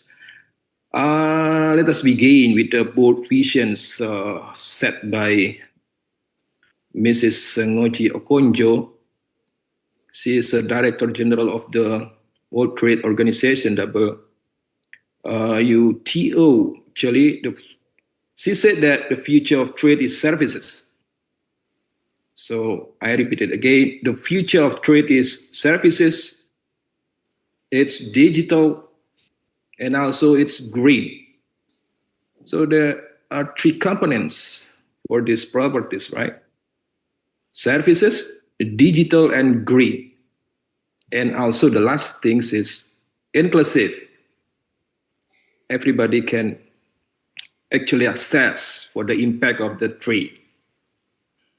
This guiding code, yeah, sets the stage for our explorations, yeah, for this discussion. After that, digitalization is no longer optional for us. By 2030, around 70% of new trade flows will be digitally enabled. So this data coming from WTO also. Digitalization is no longer optional. So this is a must. Yeah, around 70% of new trade flows will be digitally enabled. From logistics and payments to platforms and regulations, every trade layer is transforming. Every trade layer is transforming. Meanwhile, the AI, yeah, so this is a very, very important, also imperative issue. Artificial intelligence is becoming a key driver. The UNCTAD projects AI market to reach around 4.8 trillion, almost 5 trillion US dollars by 2033. What does it mean? Automations and data will define our economic landscape. The automations and data will define our economic landscape. So this is also become a very, very hard, yeah, very, very hard and strong line issue that we must take, yeah, for our futures.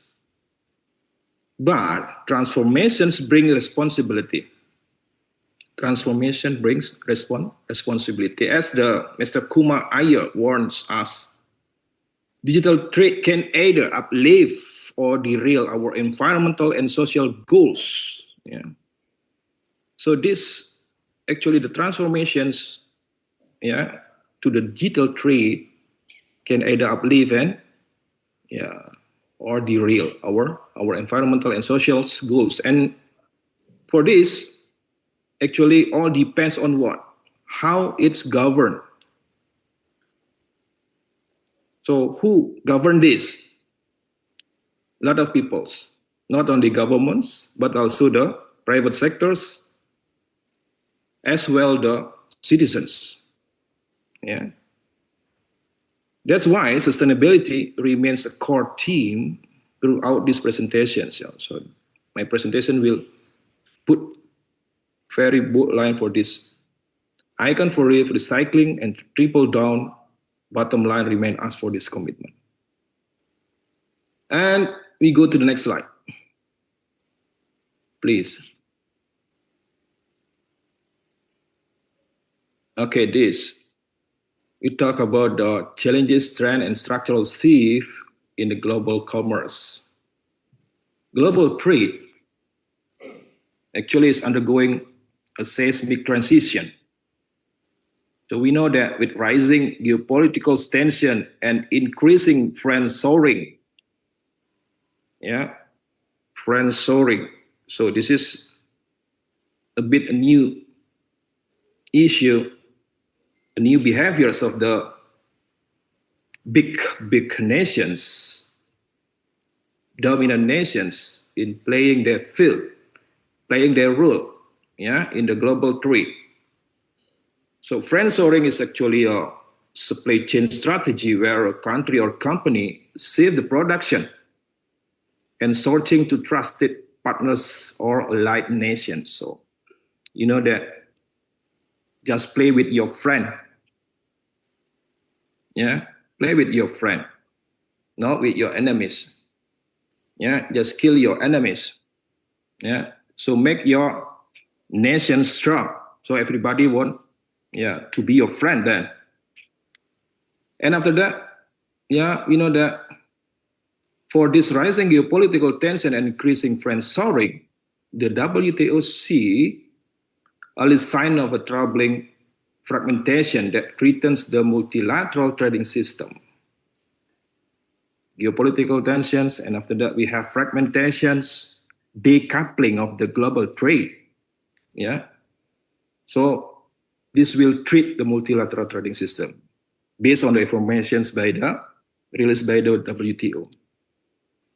After that, most favored nations, MFN, most favored nations, best trade, once the backbone of the global commerce now cover just 72% of global flows. So this value actually down from the 80% compared to before.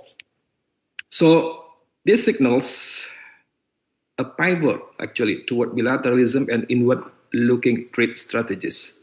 At the same time, digital disruption is rewriting the rules. So MFN just goes down, and after that, digital disruption get the point. Yeah, get the main rules, dominate the what? Actually, the global trade. Yeah, cross-border e-commerce is on a meteoric rise, set to hit almost 5 trillion US dollars by 2032. Asia Pacific is at the forefront, leveraging logistic, digital infrastructures, and market agility. But while opportunity abounds, risks still persist. Trade policy fragmentation and digital nationalisms could undermine this momentum. Trade policy fragmentations, yeah, in Asia Pacific still, yeah, and digital nationalisms could also undermine this momentum. Yeah, so we got the dualisms there. What is that? The tension between the risk and opportunity. Yeah, the tension between risk and the opportunity, fragmentation and digital globalization. So we go to the next slide. Another issue. So we talk about the technology reshaping. Yeah. So this technology can reshape the global commerce. Yeah. Technology is no longer a back office feature, man. Yeah. It's now the backbone of trade. Technology. So the product commodity is important for sure, because this can fulfill the actually the demand or the the desires of consumption of the customer. But technology, they say, is no longer a back office feature. It's now the backbone of trade. We need the important pillars, yeah, that can make trading become easier for everyone, every country. Samuel Wamba emphasizes that innovation is the very, very infrastructure enabling resilience and growth in today's global commerce.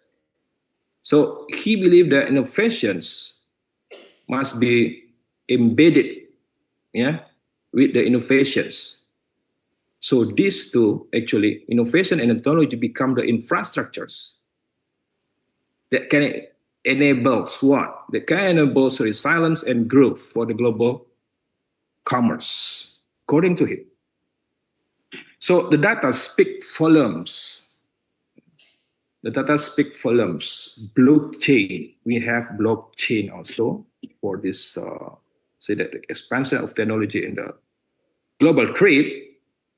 Blockchain is poised for a 20-time market expansions by 2033.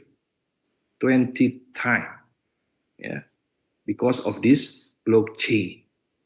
The market will be expanded around 20 times by 2032. Financial technology, the fintech, especially cross-border digital payments, yeah, is unlocking financial inclusion on a global scale. These technologies are not a fringe anymore. They are foundational, essentials, yeah. It's very elemental for our activities of global trade. Take the blockchain trade finance, for example. Yeah. Smart contracts now facilitate faster and safer transactions across borders. Yeah. Because of the blockchain, the smart contracts can be enabled by all the reporting and partner countries. Smart contracts also become easier to be established facilitate faster and safer transaction across borders, reducing manual errors. So you can imagine also for the governments become easier, to put levy on every specific commodities that move from one seaport to another seaport, in specific or various countries. Meanwhile, the integrations of EI and IoT, Internet of Things in supply chains, for example, delivers real-time data that improves speed, reliability, and sustainability. So the data of this, the trade, because of EI and IoT, delivers more in the real time, so improve the speed, the rapidness of the data, reliability of the data, and the sustainability of the data as well. So we can analyze, so we can put the recommendations become more suitable for all the policy related to the trade. But with great technologies that we discussed before, actually comes with great responsibility. Like Peter Parker said in the film of Spider-Man, great power comes with great responsibility. But this great technology comes great responsibility. Institutions call for guardrails to ensure these tools are deployed inclusively and securely. As digital trade scales, alignment between improved innovations and regulation will be key to maximizing the impact. So there is two issues as well in this. If we want to use this great technology, become our tool, so the deployments of the technology must be inclusive and secure. So because of, as we know as well, that digital trade is scales, alignment between innovation and regulation will be key. Will be key to the maximizing the impact. So we need this. How to innovate well and how to regulate well. Okay, we go to next slide. So this is related to sustainable economic growth. So this is imperative. There are triple bottom lines there and the role of digital trade. Digital trade. As we face rising climate and social pressures, the idea that growth must be sustainable is more than a slogan. So the idea that growth must be sustainable, as said by our speaker before, the growth must be sustainable, but it's more than a slogan. It is a necessity. So we know that about the issue of triple bottom line, for example, triple bottom line, coined by who? John Elkington.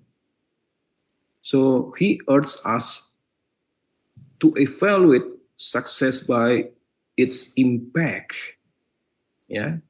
climate and social pressures on people, planet, and profitability.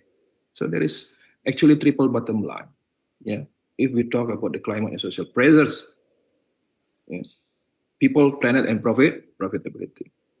So if we look at the empirical studies in Asia, particularly in China, they show that digital trade is more than a technological shift. It's a strategic enabler for the green growth. Digital trade is more than a technological shift. It is a strategic enabler for a green growth. Provinces with robust digital ecosystem demonstrate better outcomes in both environmental sustainability and inclusive development. Excuse me, Prof. Putu, you have 3 minutes left. 1 minute left. Mama 3 minutes left. 3 minutes left. Okay. We have to jump to to the last, I think three last, maybe my slide. Yeah, maybe slide number. Okay, slide number 7. Yeah. Slide number 7.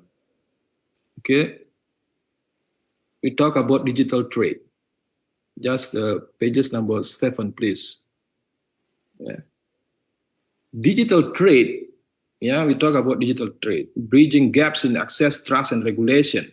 Digital trade has become a powerful equalizer for emerging economies. As I said before, the World Bank, yeah, emphasized that, okay, one player, MSME, yeah.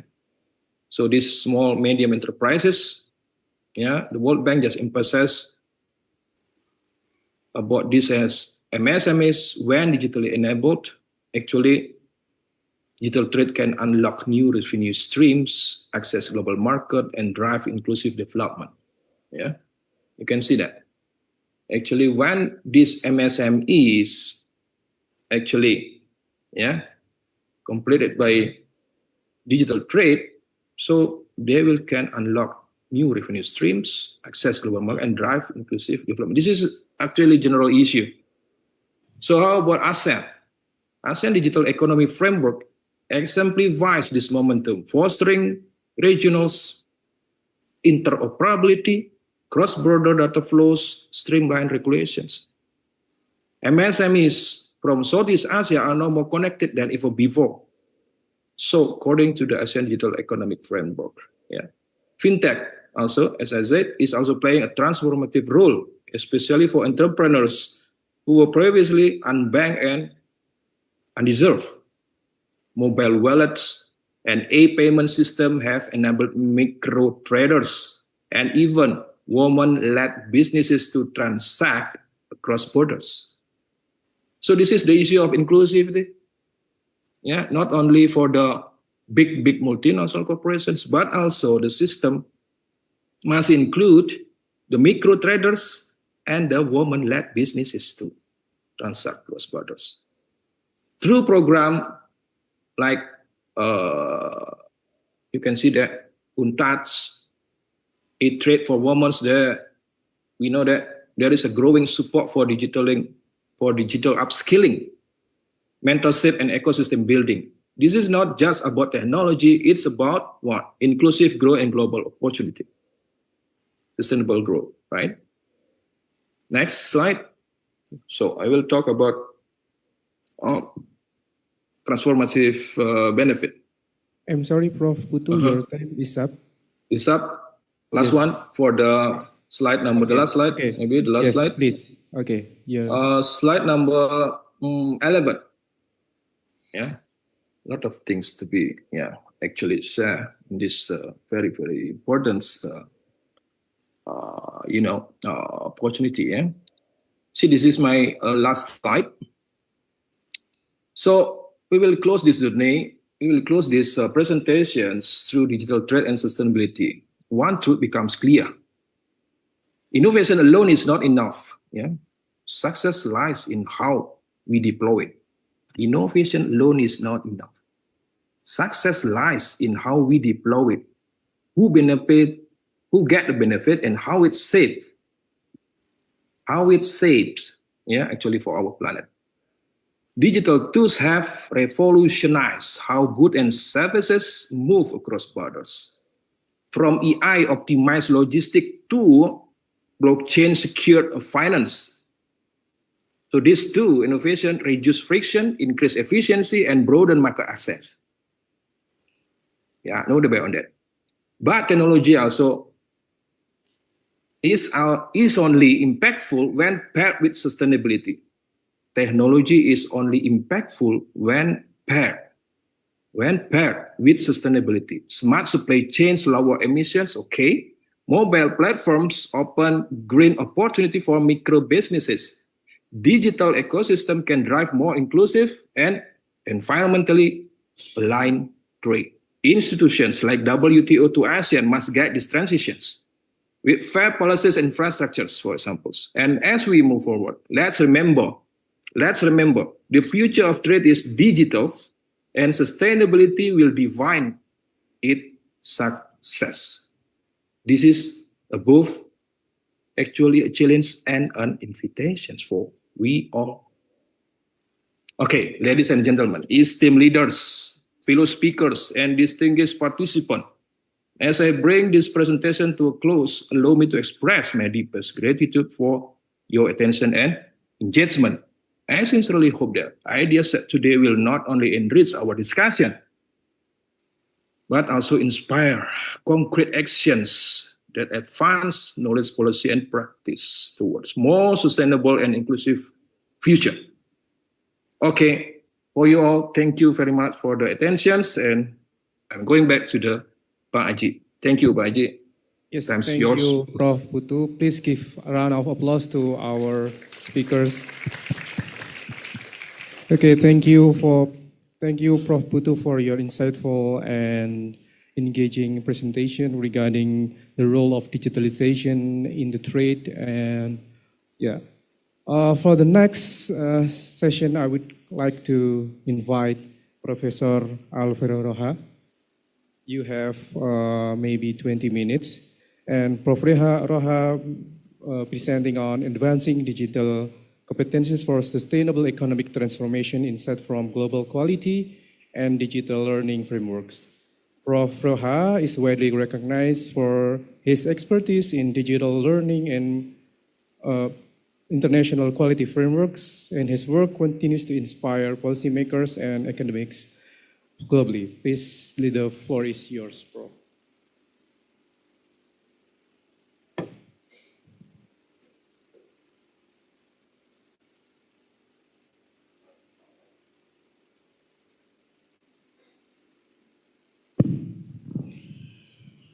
Good morning, everyone.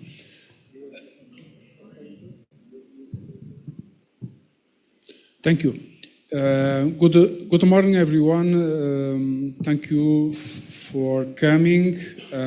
It is a pleasure to me to be here to interact with you, delivering some concepts and some data related to advancing digital competencies for sustainable economic transformation with insights from global quality and digital learning frameworks. I come from University of Lisbon, the biggest Portuguese university, and I'm working and teaching in information systems area applied to management and economics. During my presentation, I structured it in some topics. Please move to the next slide. And the first topic is the digital imperative for sustainable economies, which is exploring how digital technologies or shape economic landscapes whilst fostering environment and social sustainability across global markets. This is a fashion topic.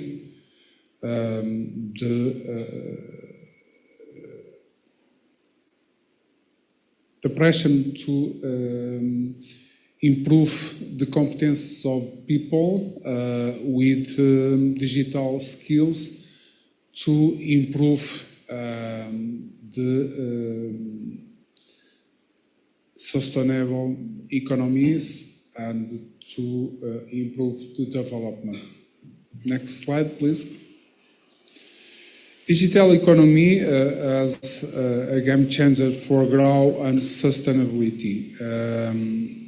According to United Nations, the Sustainable Development Goals progress, you can say that digital technologies contribute to or about 70 of progress towards the United Nations Sustainable Development Goals, demonstrating their transformative potential. So, in fact, digital technologies continues seeing like the main cause to progress in direction to higher development, taking into account sustainable development goals defined and promoted by United Nations. Taking into account economic impact, a 10% increase in broadband penetration can boost the gross domestic product by 0.25%, highlighting the direct correlation between connecting and growth.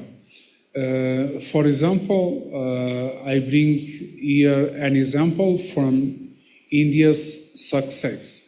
Digital economy grew to 11.74% of gross domestic product in 2022-23.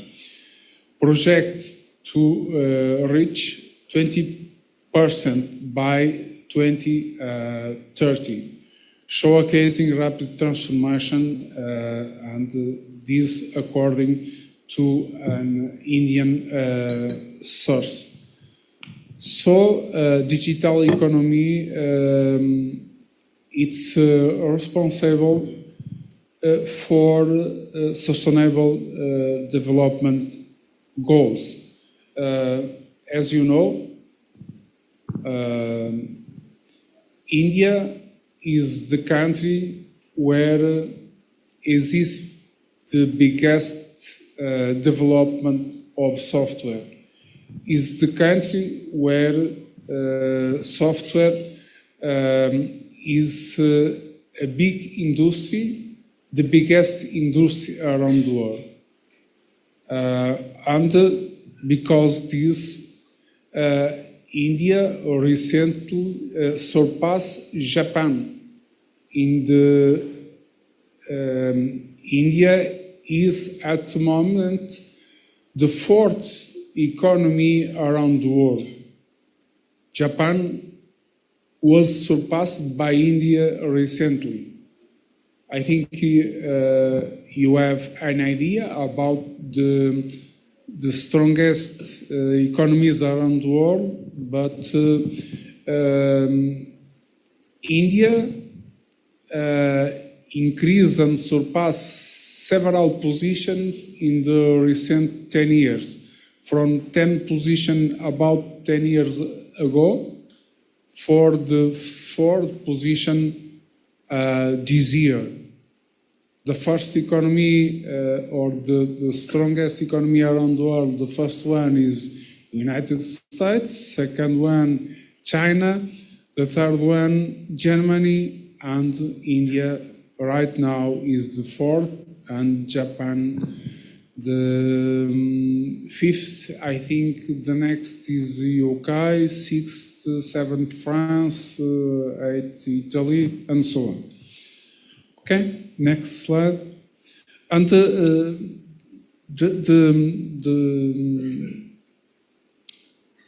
the power of economy is justified by academicians, by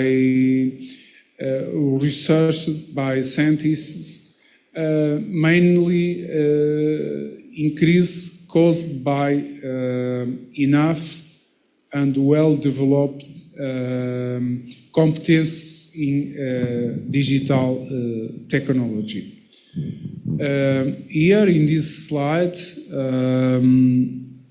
I see that 90% internet usage in high-income countries demonstrate the potential of full digital inclusion, versus 25% internet usage in low-income countries reveals the urgent need for digital infrastructure investment. So it is mandatory to invest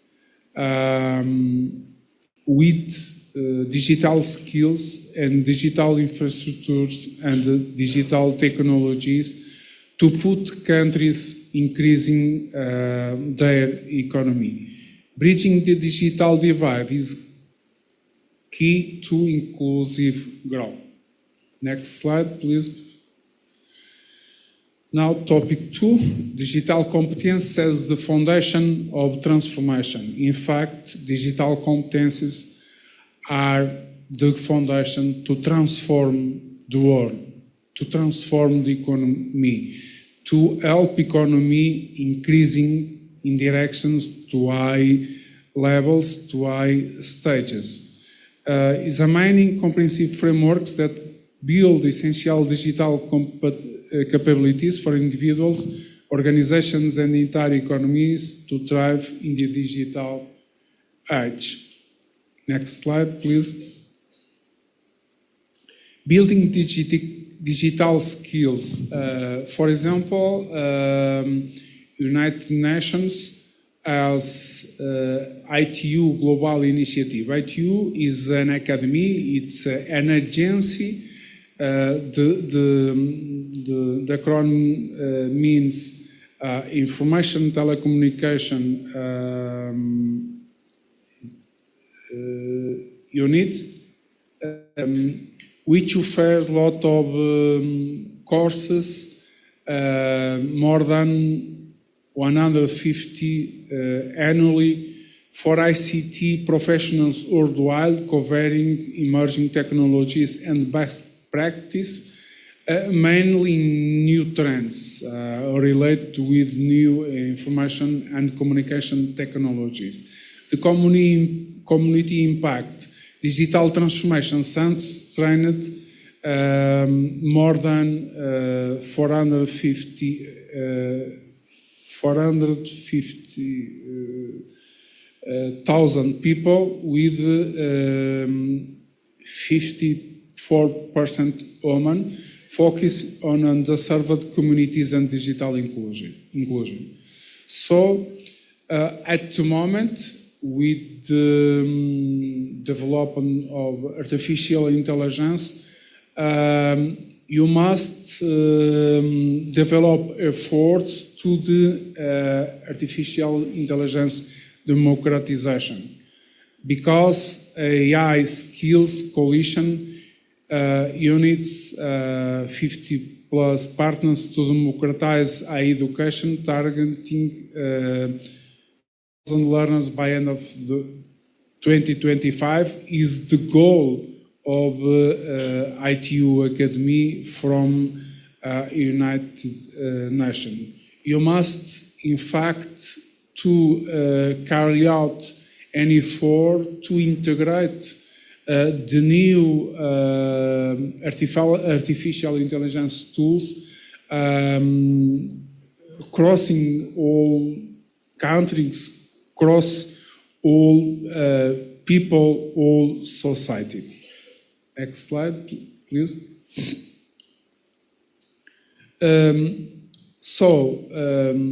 To carry out these efforts to put in the correct way these efforts, we must have some frameworks, and we need to develop and to promote common digital skills frameworks towards a productive and inclusive workforce. Regarding workforce development, this type of framework supports both local and migrant workers to develop essential digital skills, ensuring no one is left behind in digital transition.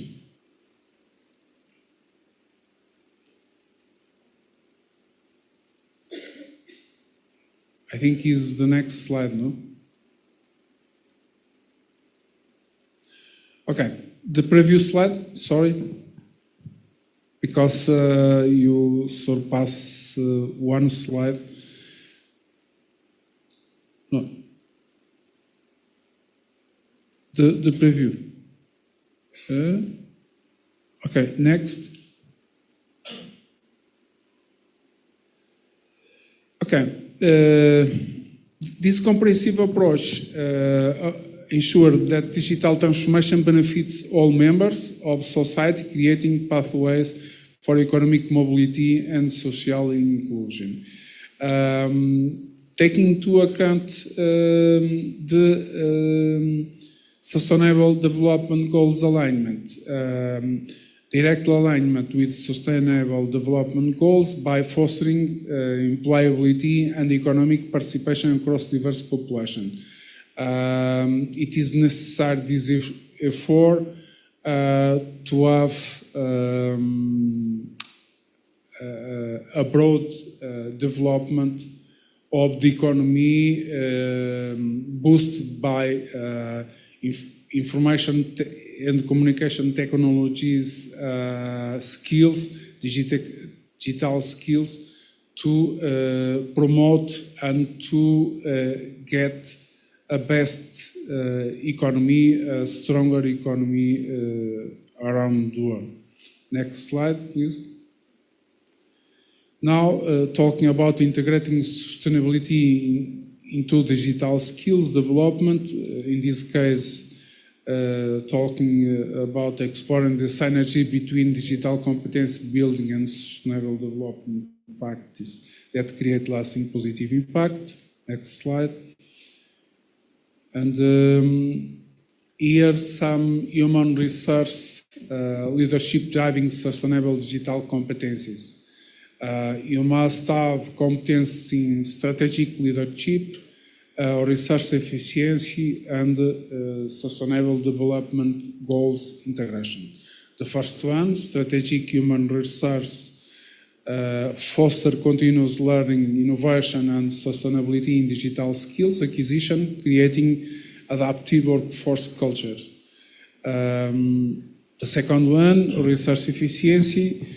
In this case, digital skills enable resource efficiency, social equity, and long-term economic resilience through optimized process sustainable practices.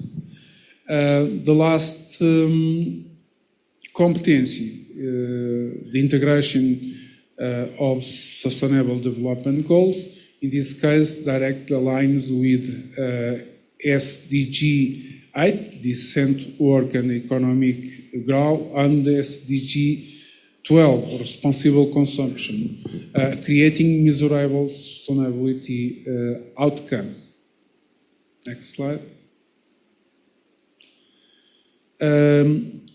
You need to put in action a twin transaction with the convergence of digital and the green transformative creates unprecedented opportunities for sustainable economic development, and the digital and the green for sustainable development. You need digital skills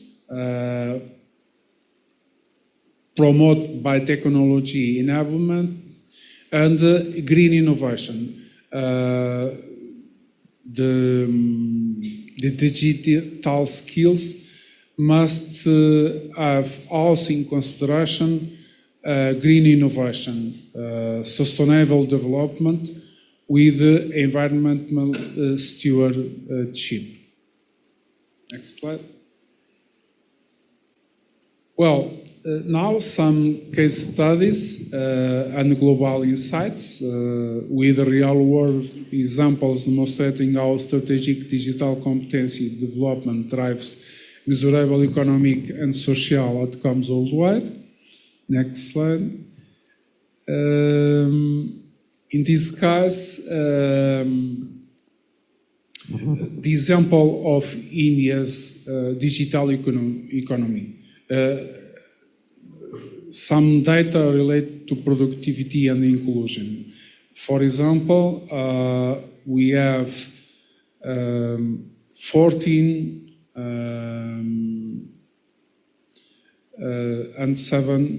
67 million digital workers employed across India's digital economy, 5-time productivity multiplier, more productive than the rest of the economy, and 55% global GCCs of world's global capability centers hosting India. Digitalization drives transformation across BFSI, retail and education sectors, with growth followed by artificial intelligence, recently Excuse me, Prof, cloud you have, computing and global capability yeah, centers. you have 3 minutes Okay, left. thank you. Next slide. Here, some considerations relate with the World Bank regional projects, with broadband access for 112 million people between 27 and 2022 investment period spanning 15 years of sustained commitment to digital infrastructure. 7 projects,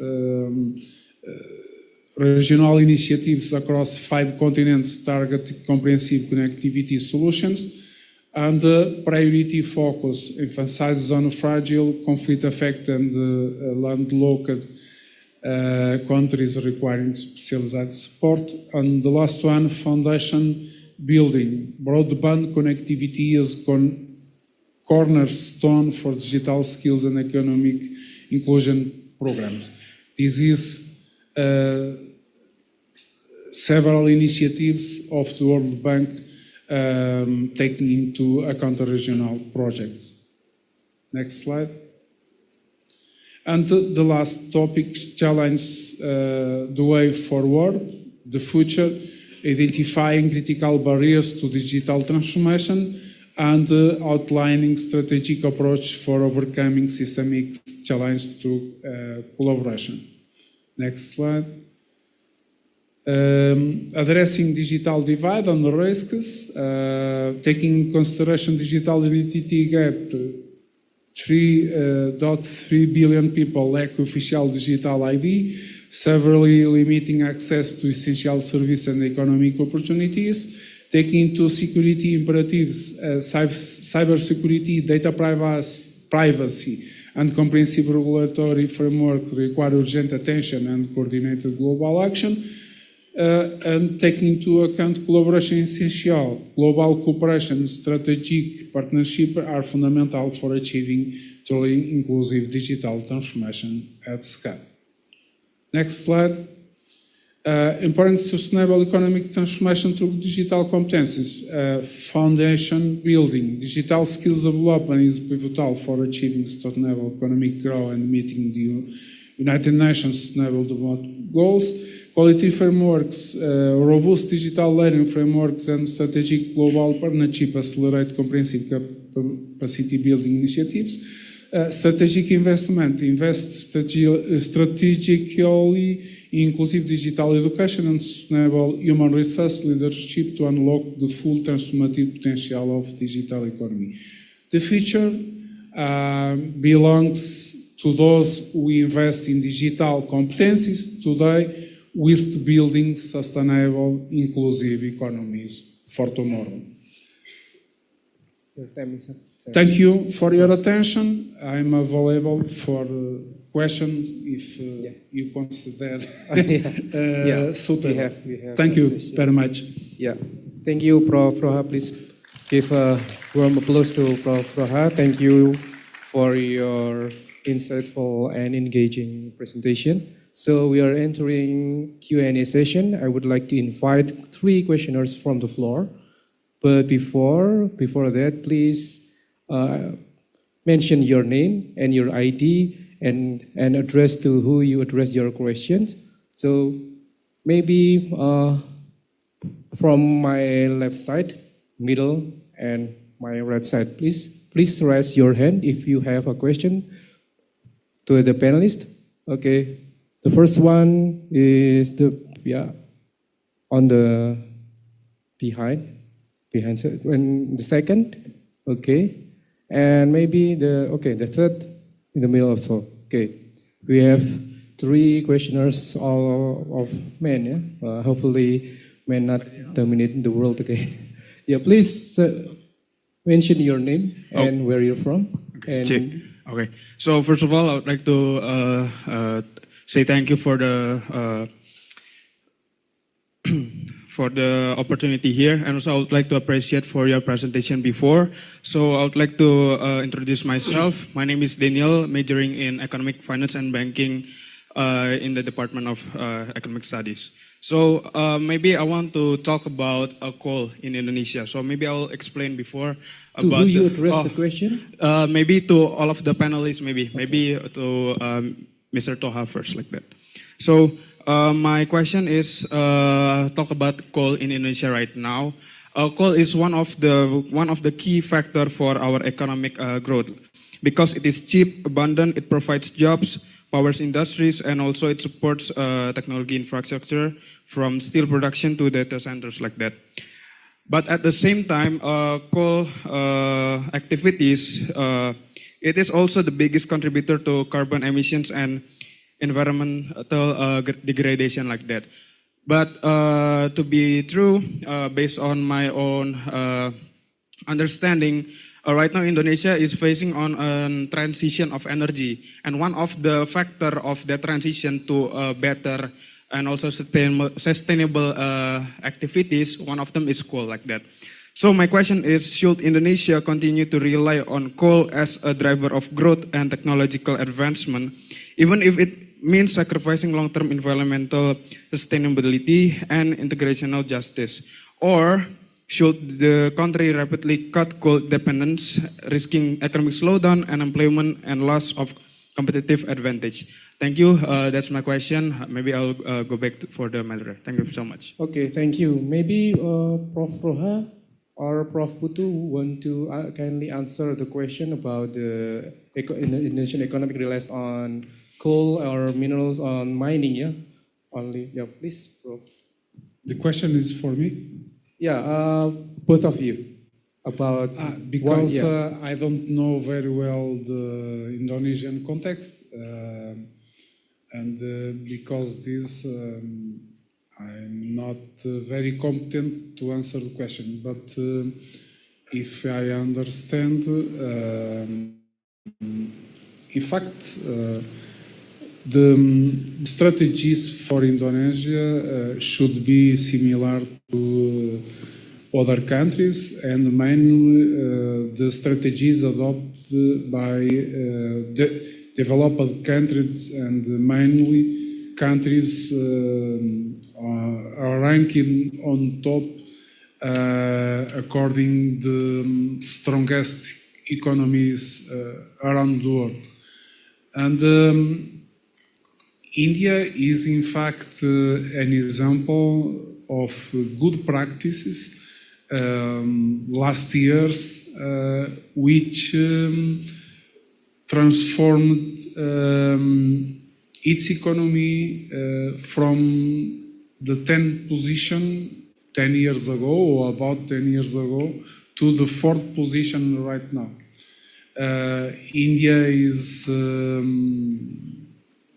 the country with the biggest population around the world, but they have also the strongest software development industry around the world.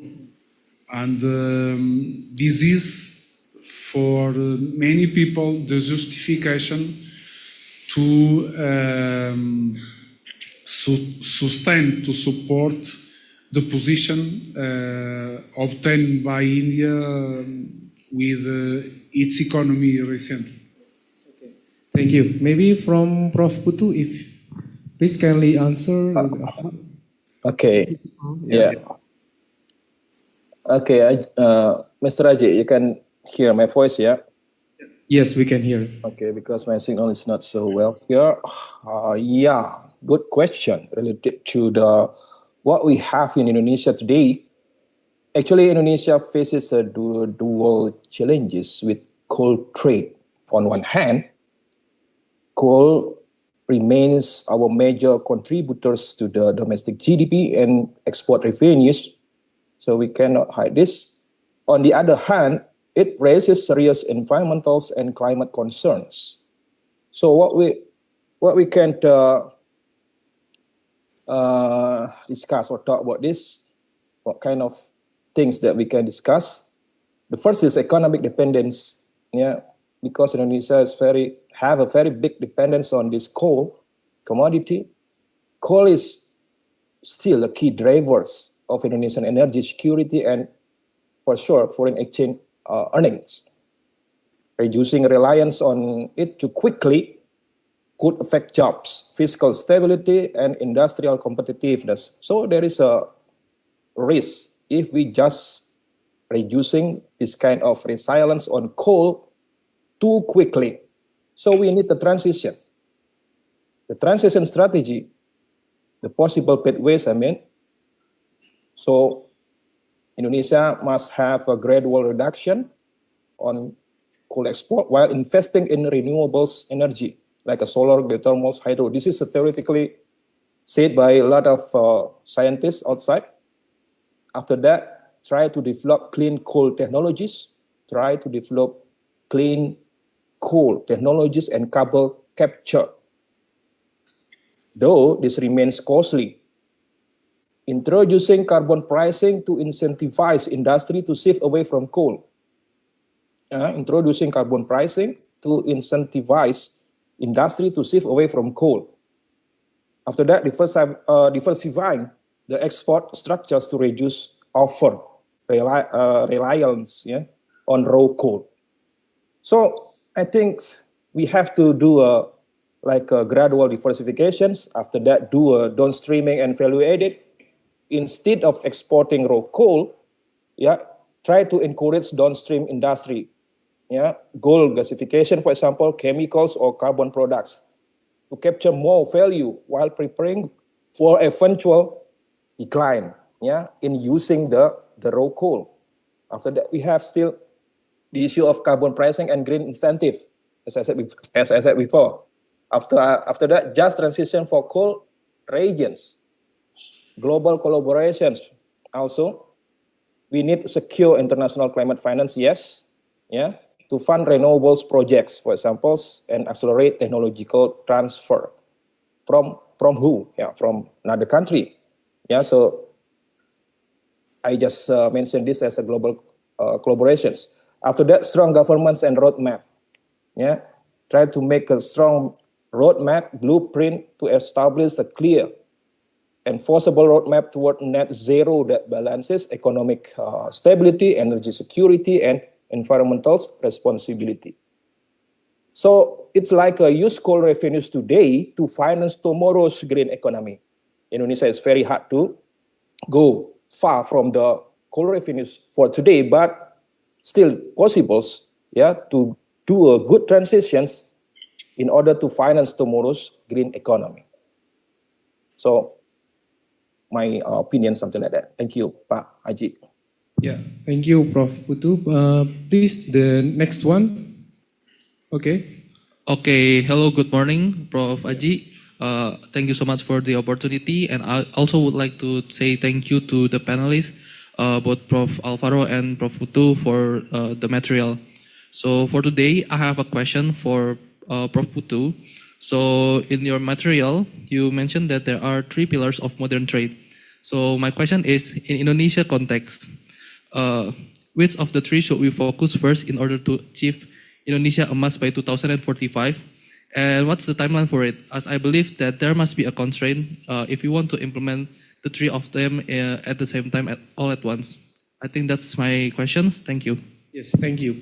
Please, Prof. Putu to kindly answer the questions from.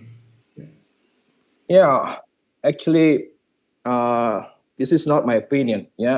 Not the scientists outside, but the people, even the planet and profitability. But for Indonesia, actually we have a bit, say that a specific strategy, at least in my opinion, In order to answer your questions, I forgot your name. For Indonesia, at least we have 5 multi-layered strategy. The first, as the professor said before, Prof. has said before through the presentations, the first is strengthening our digital infrastructures. So we have to expand at least broadband coverage, the networks, 5G. So at least we have reliable data centers. This is essential to support IoT connectivity and AI processing. Yeah, if we want to go, surpass the standard today, for our global trade system in Indonesia. After that, we need human capital development at least, investing in AI and IoT talent through educations, not education alone, but also research grants, industry, academia partnership, and after that we have what? All the things, the media, as well the community, macro players, women businesses, all the part of the country, to ensure that a skilled workforce, the skilled workforce actually capable, of both innovation and applications. Not only know about the innovations, what kind of innovation, but can implement the innovations. So the inclusivity of the innovation and technology. The third is regulatory framework and ethics. Clear policies on data governance, cyber security, AI ethics, as well, are needed to build public trust, while enabling innovations. After that, we have the fourth, local innovation ecosystem. So this local innovation ecosystem support a startup and the MSME through funding scheme, technology incubators, collaboration with global partners. So all of our friends can accelerate the domestic adoption of AI and IoT. The last is public-private collaboration. This is very common in Indonesia. Government, private sector, university must work together to design pilot projects such as the AI-driven, like Universitas Brawijaya do today. In Universitas Brawijaya, we have what? AI support technology, AI centers, all the research, not only about talking the things that exist in the brain, but as well the implementations of this AI. Even our rectors just release a specific research grant for this AI for all the lecturers in UB. So this is good.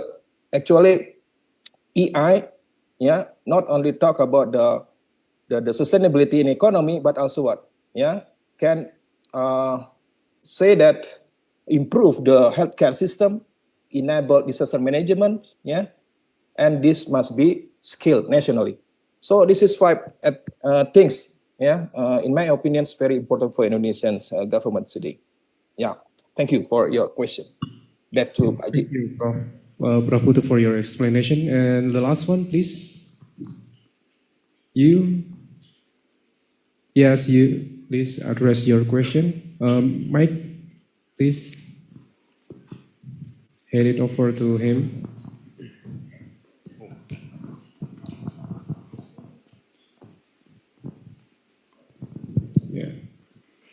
Okay, before my question, thanks to Mr. Raji for the opportunities.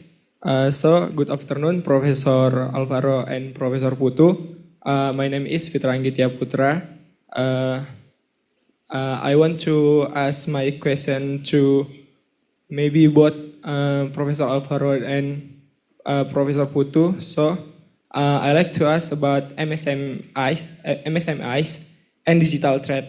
Well, digitalization is often promoted as a powerful tool and to empower small business. In reality, many MSMIs still face challenges such as regulatory barriers, high operational costs, and limited digital literacy.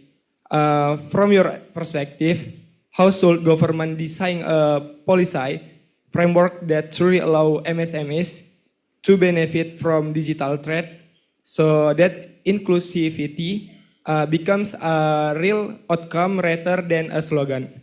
Thank you. Okay, the question addressed to you, Prof. Uh, Good morning.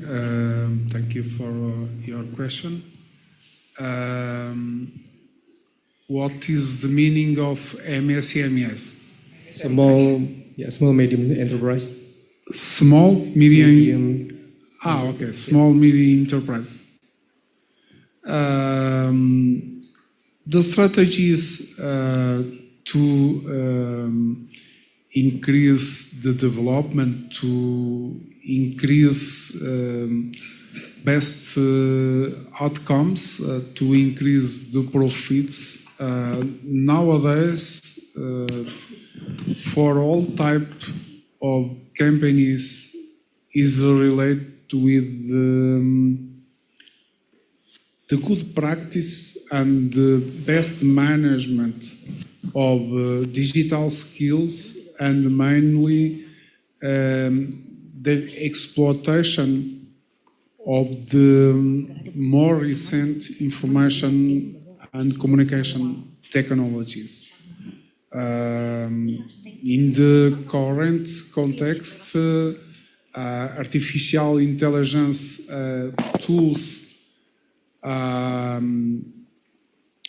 in fashion, but are in fashion because promote, in fact, improvements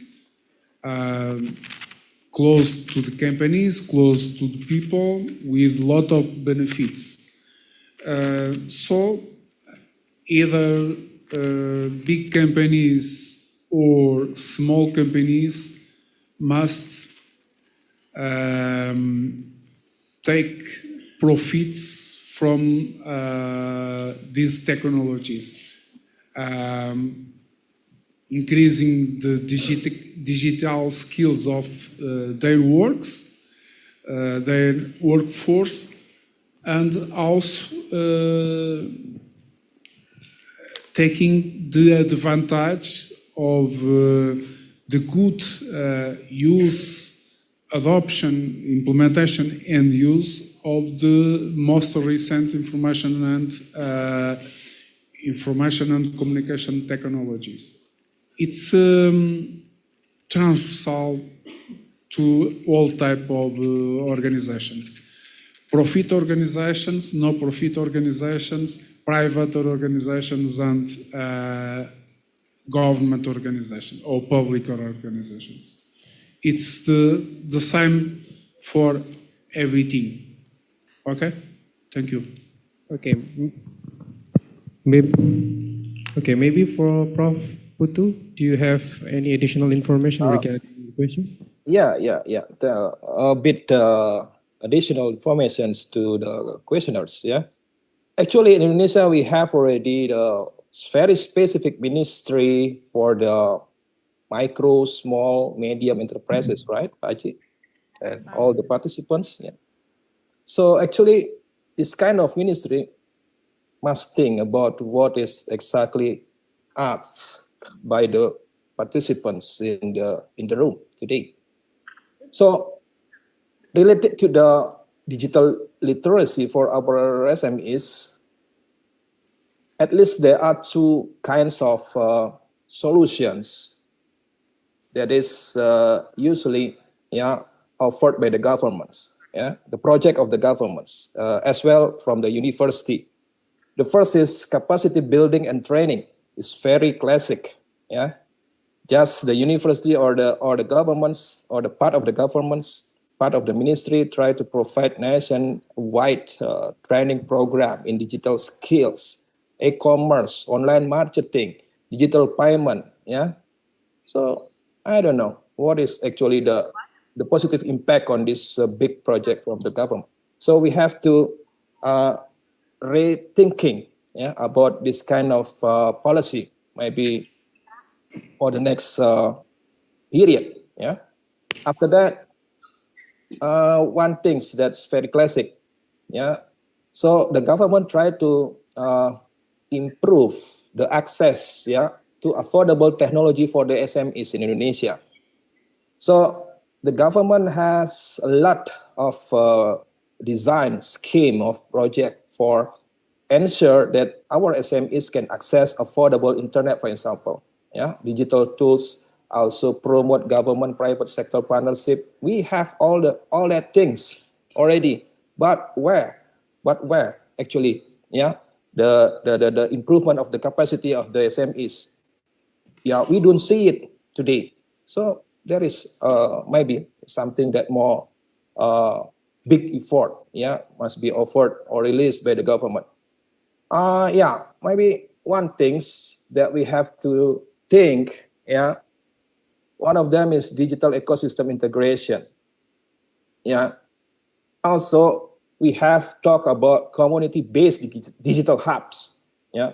So at least our SME not only fight in the competitive market by itself, yeah, but we have to build the community-based, yeah, digital hubs, develop regional SME digital hubs where the small businesses can share resources, yeah, with who? With the big, yeah, with the big company, for examples, yeah. And after that, use these hubs to bridge the rural-urban gap in digital literacy. So we need more, yeah, than the issue or the recommendation. We have to implement this, yeah, faster, yeah, in the very near period. In short term, the solution is not only teaching digital skills, but also creating an enabling ecosystem where the MSMEs can adopt, practice, and after that, we hope that they can benefit from the digital technologies in a sustainable way. This is a very, very normative things, but I hope the ministers can do this in very rapid, in very near period. Thank you, Pak Haji. Yes, thank you, Prof. We still have times here. Maybe from this side, I will. Okay, Miss, please address your question and to who?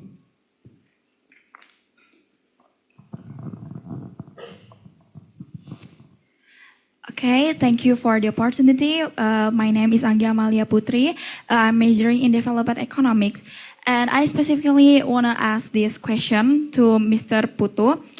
As explained in the presentation, blockchain is highlighted as one of the key digital innovation in trade because of its ability to reduce fraud, accelerate transactions, and increase efficiency. While blockchain and fintech are often highlighted for their potential to reduce fraud and enhance efficiency, what strategies can be implemented to overcome challenges of trust and adoption in countries with low levels of digital literacy? That's it. Thank you. Yes, thank you. Please, Prof. Putu, kindly answer the question.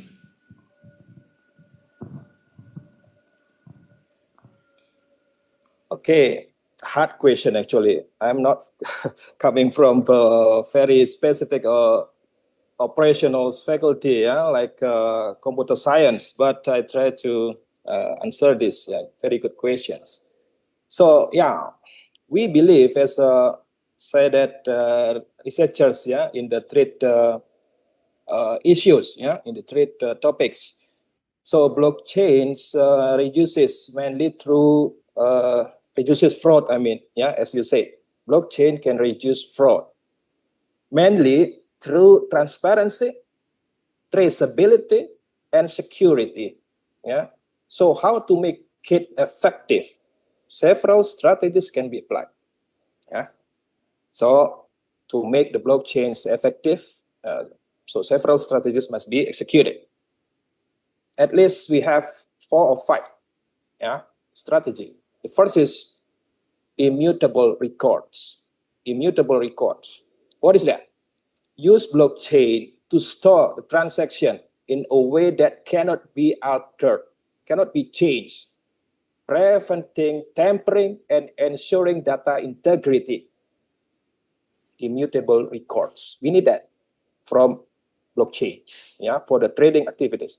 The second is smart contracts. Smart contracts. Automate agreement, with self-executing contracts, reducing the risk of manipulation, hidden terms, or corruption, even. Smart contracts. So we secure all the contracts between two parties. the reporting, or the partners, in trading. The third is identity, and authentications, Just apply blockchain-based digital identity to verify participants, reducing fraud in finance, supply chains, and e-commerce. So these three issues, must be applied, by this kind of blockchain. Supply chain tracking, supply chain tracking, also another issue. Just use blockchain, for end-to-end product traceability, ensuring authenticity, for example, Audit and compliance also, become the very serious issue. Enable real-time auditing and regulatory monitoring, for example, by allowing what? By allowing authorized stakeholders to access, transparency, transaction status, etc. The last is, I think about the consortium networks. Build industry-specific blockchain consortia. For example, banking, logistic, The two things must be there, banking and logistic, to standardize what? To standardize processes and minimize, fraud-prone loopholes. So that is actually our big issues today for the blockchain in trade activities globally. And Indonesia must put, is serious, concrete, executions on that. I think that, I hope that can answer the question. Thank you, Pak Haji. Thank you, Prof. Maybe Prof. Roha, do you have any additional information regarding the question? Prof. Roha, do you have any additional information regarding the question about blockchain?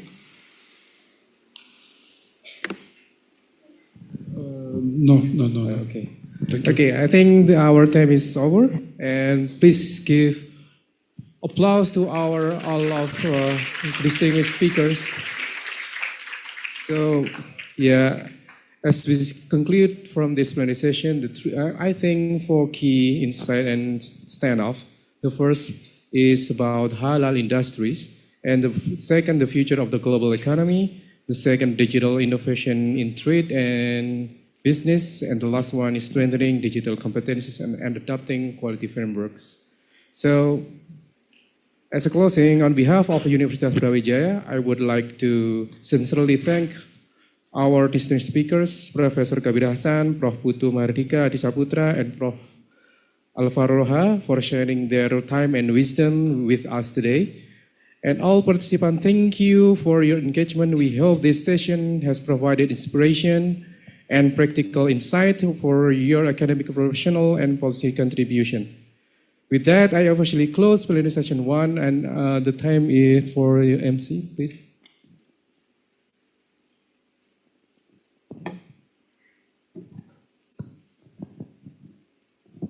All right, thank you, professors, and also our moderators. Once again, please give a round of applause to our insightful discussion.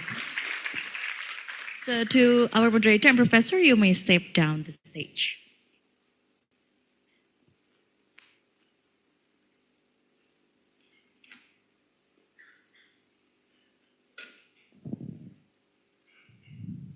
All right, what was insightful discussion it has been, and we also expressing our gratitude to our keynote speakers who are still with us virtually. Thank you, Professor, for being there. And ladies and gentlemen, now please turn your attention to the screen. We are going to showcase the video profile of our sponsors and co-host university who made this BEFIC 2025 possible. So please enjoy the screen.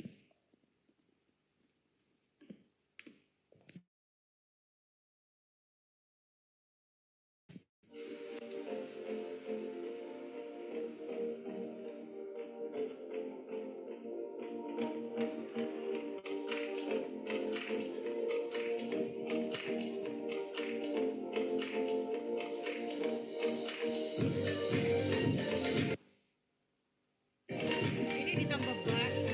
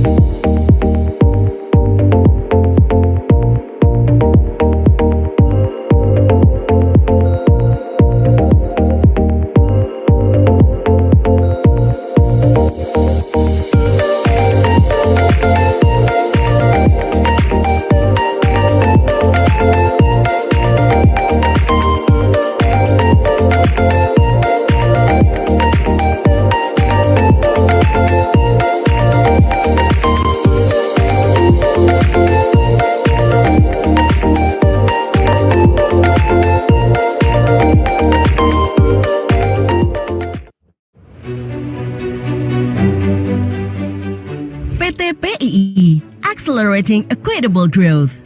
Pemenuhan atas kebutuhan infrastruktur merupakan langkah penting dalam menjaga pertumbuhan ekonomi. Di tengah keterbatasan anggaran, pemerintah Indonesia mendorong pembiayaan kreatif dengan partisipasi badan usaha dalam pembangunan infrastruktur nasional melalui dukungan kebijakan, instrumen, dan kerangka fiskal. Sebagai salah satu Special Mission Vehicle Kementerian Keuangan RI, PT Penjaminan Infrastruktur Indonesia Persero atau PT PII hadir dalam mendorong infrastruktur berkelanjutan dengan menjadi penggerak ekosistem pembiayaan inovatif. Sejak berdiri pada tahun 2009 hingga saat ini, PT PII telah berhasil menorehkan capaian yang signifikan dalam mendukung transformasi yang inklusif dan berkelanjutan untuk menciptakan landasan bagi Indonesia menuju negara maju. PT PII merupakan satu-satunya badan usaha penjaminan infrastruktur yang memiliki kredibilitas sebagai guarantee institution yang memastikan skema bisnis di dalamnya mendapatkan kepercayaan dari investor melalui manajemen risiko menyeluruh.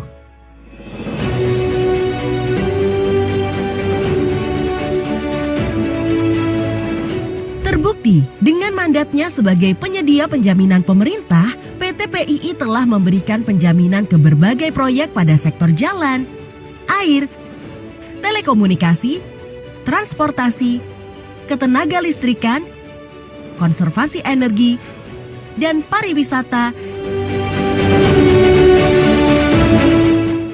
Hal tersebut hasil dari sinergi yang intensif dengan berbagai kementerian, lembaga dan pemerintah daerah, serta pihak swasta yang senantiasa mendukung PT PII sebagai fiscal tools pemerintah dengan menjadi penggerak skema innovative financing dalam pembangunan infrastruktur guna memberikan dampak yang optimal kepada masyarakat. Dalam mendorong keberlanjutan program Asta Cita pemerintah, PT PII juga turut mendukung percepatan pembangunan infrastruktur pada sektor berkembang seperti sektor energi, air, dan ketahanan pangan. Sejalan dengan arah strategis jangka panjang perusahaan, PT PII berfokus pada upaya perseroan memperbesar kebermanfaatan di masyarakat pada setiap lini usahanya. Hal ini juga sesuai dengan visi PT PII, yaitu menjadi entitas penggerak yang terpercaya dalam mendukung upaya akselerasi pengembangan infrastruktur dan pembangunan yang berkelanjutan oleh pemerintah melalui berbagai skema inovatif dalam mendorong transformasi ekonomi dan dapat memberikan manfaat yang sebesar-besarnya untuk masyarakat Indonesia. Di tahun ke-15 ini, PT PII siap untuk mendukung program pemerintah dalam mewujudkan pertumbuhan yang adil dan merata untuk pembangunan ekonomi yang berkelanjutan di Indonesia.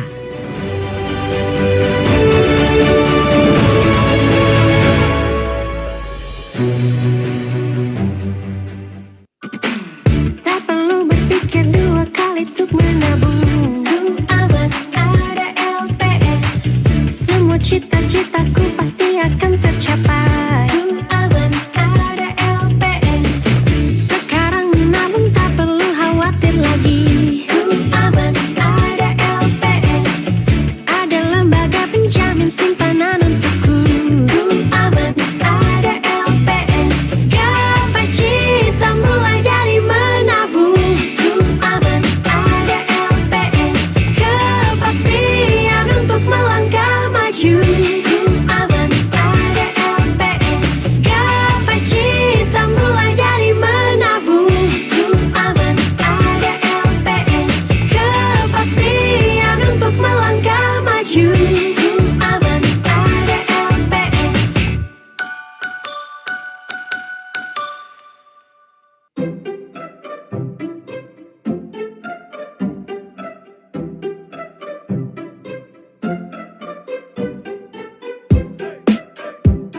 Yo, let's go, LPS, let's go.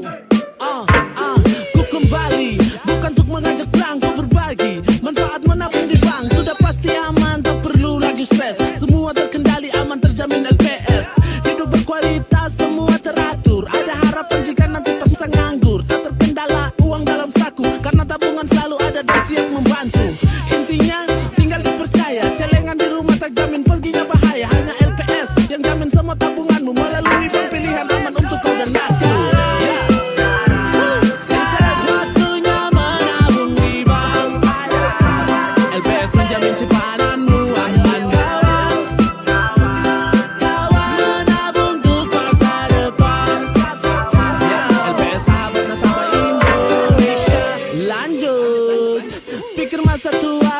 masa depan. Menabung agar hidup santai dan lebih elegan. Bukan di lemari, bukan di celengan. Melangkah dari sekarang, yuk ayo kita gandengan. Bangun budaya menabung, finansial sehat. Belanja keperluan, yang lainnya rehat. Kalau bukan sekarang, kapan lagi? Kalau bukan kita, terus siapa lagi? Aku ingatkan kamu, kamu ingatkan dia. LPS lembaga penjamin yang paling setia, aman dan selalu siap sedia. LPS sahabat nasabah Indonesia. Sekarang waktunya menabung di bank. LPS menjamin simpananmu aman, kawan. Kawan menabung untuk masa depan. LPS sahabat nasabah Indonesia.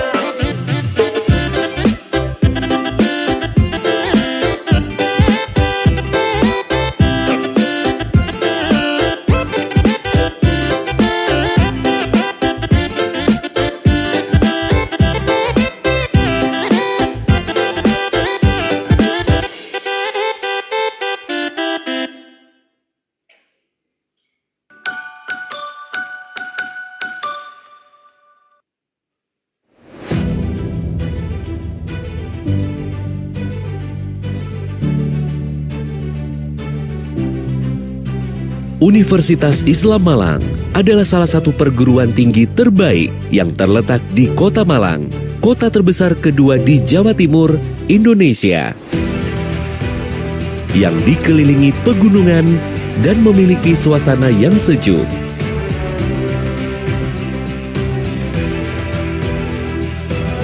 Unisma Malang merupakan institusi pendidikan tinggi unggul yang menawarkan pendidikan berkualitas dengan lingkungan belajar yang dinamis, berdaya saing internasional, berlokasi di Kota Malang, Jawa Timur.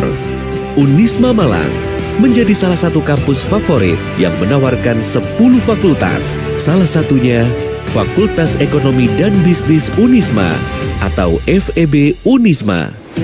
Fakultas Ekonomi dan Bisnis Universitas Islam Malang memiliki 3 program studi S1 Manajemen, program studi S1 Akuntansi, program studi S1 Perbankan Syariah, PS Akuntansi, terakreditasi unggul dari Lamemba, PS Manajemen, terakreditasi A dari Ban PT, dan PS Perbankan Syariah, terakreditasi baik dari Ban PT.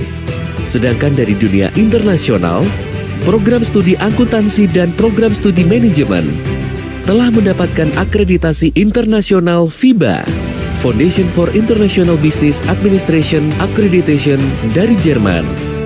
Para mahasiswa datang dari berbagai daerah di Indonesia serta luar negeri.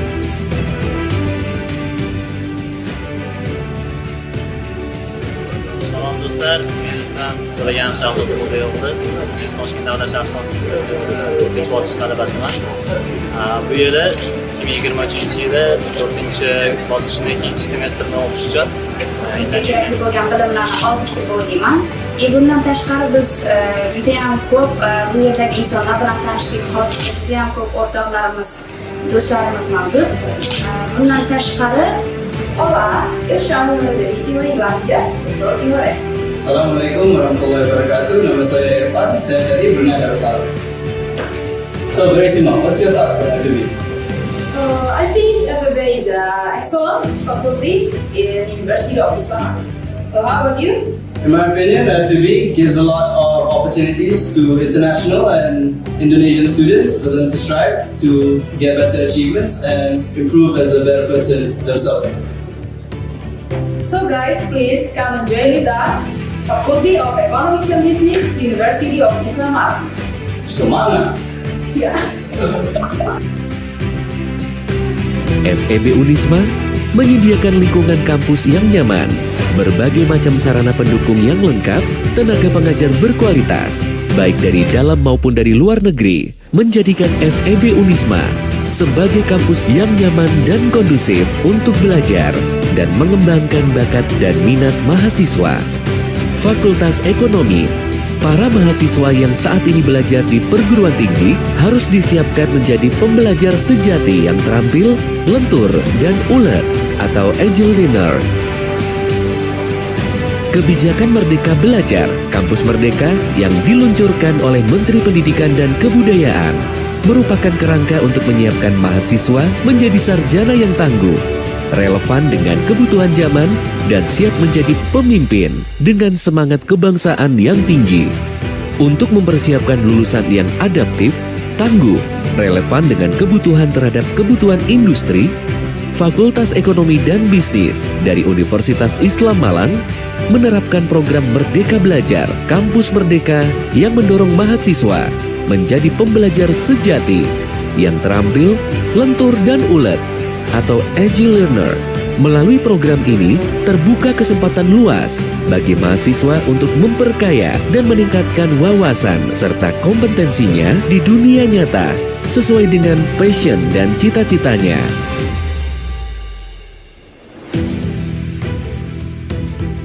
Fakultas Ekonomi dan Bisnis Universitas Islam Malang didirikan pada tanggal 11 Juni 1981 dengan visi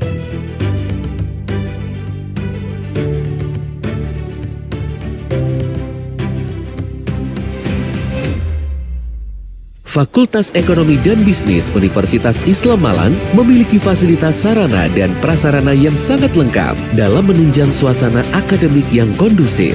Di samping kebutuhan akademik, FEB Unisma Malang juga memiliki sarana dan prasarana yang lengkap dan megah.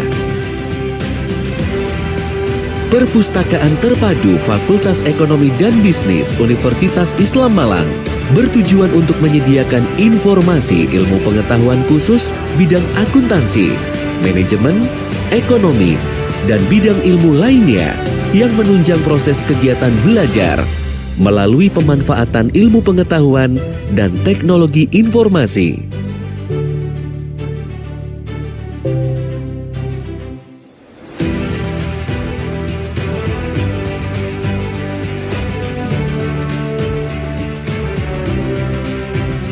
Galeri Investasi Bursa Efek Indonesia yang berfungsi untuk pendidikan, praktik, dan sosialisasi pasar modal.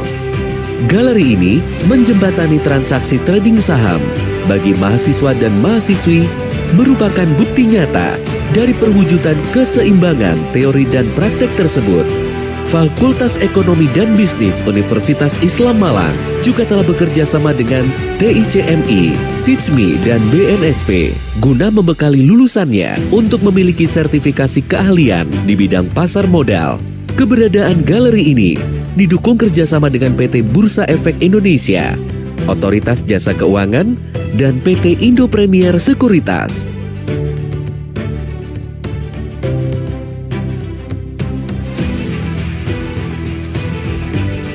Untuk membuka CPA Tech Center. CPA Tech Center ini merupakan wadah untuk mempermudah sarjana akuntansi untuk mengikuti ujian sertifikasi akuntan publik yang bekerja sama dengan IAPI, IAPI. Untuk memenuhi tuntutan kebutuhan profesi akuntan publik, FEB Unisma bekerja sama dengan IABI Pusat. Syariah Banking Laboratory merupakan laboratorium mini bank bekerja sama dengan PT Bank Syariah Indonesia.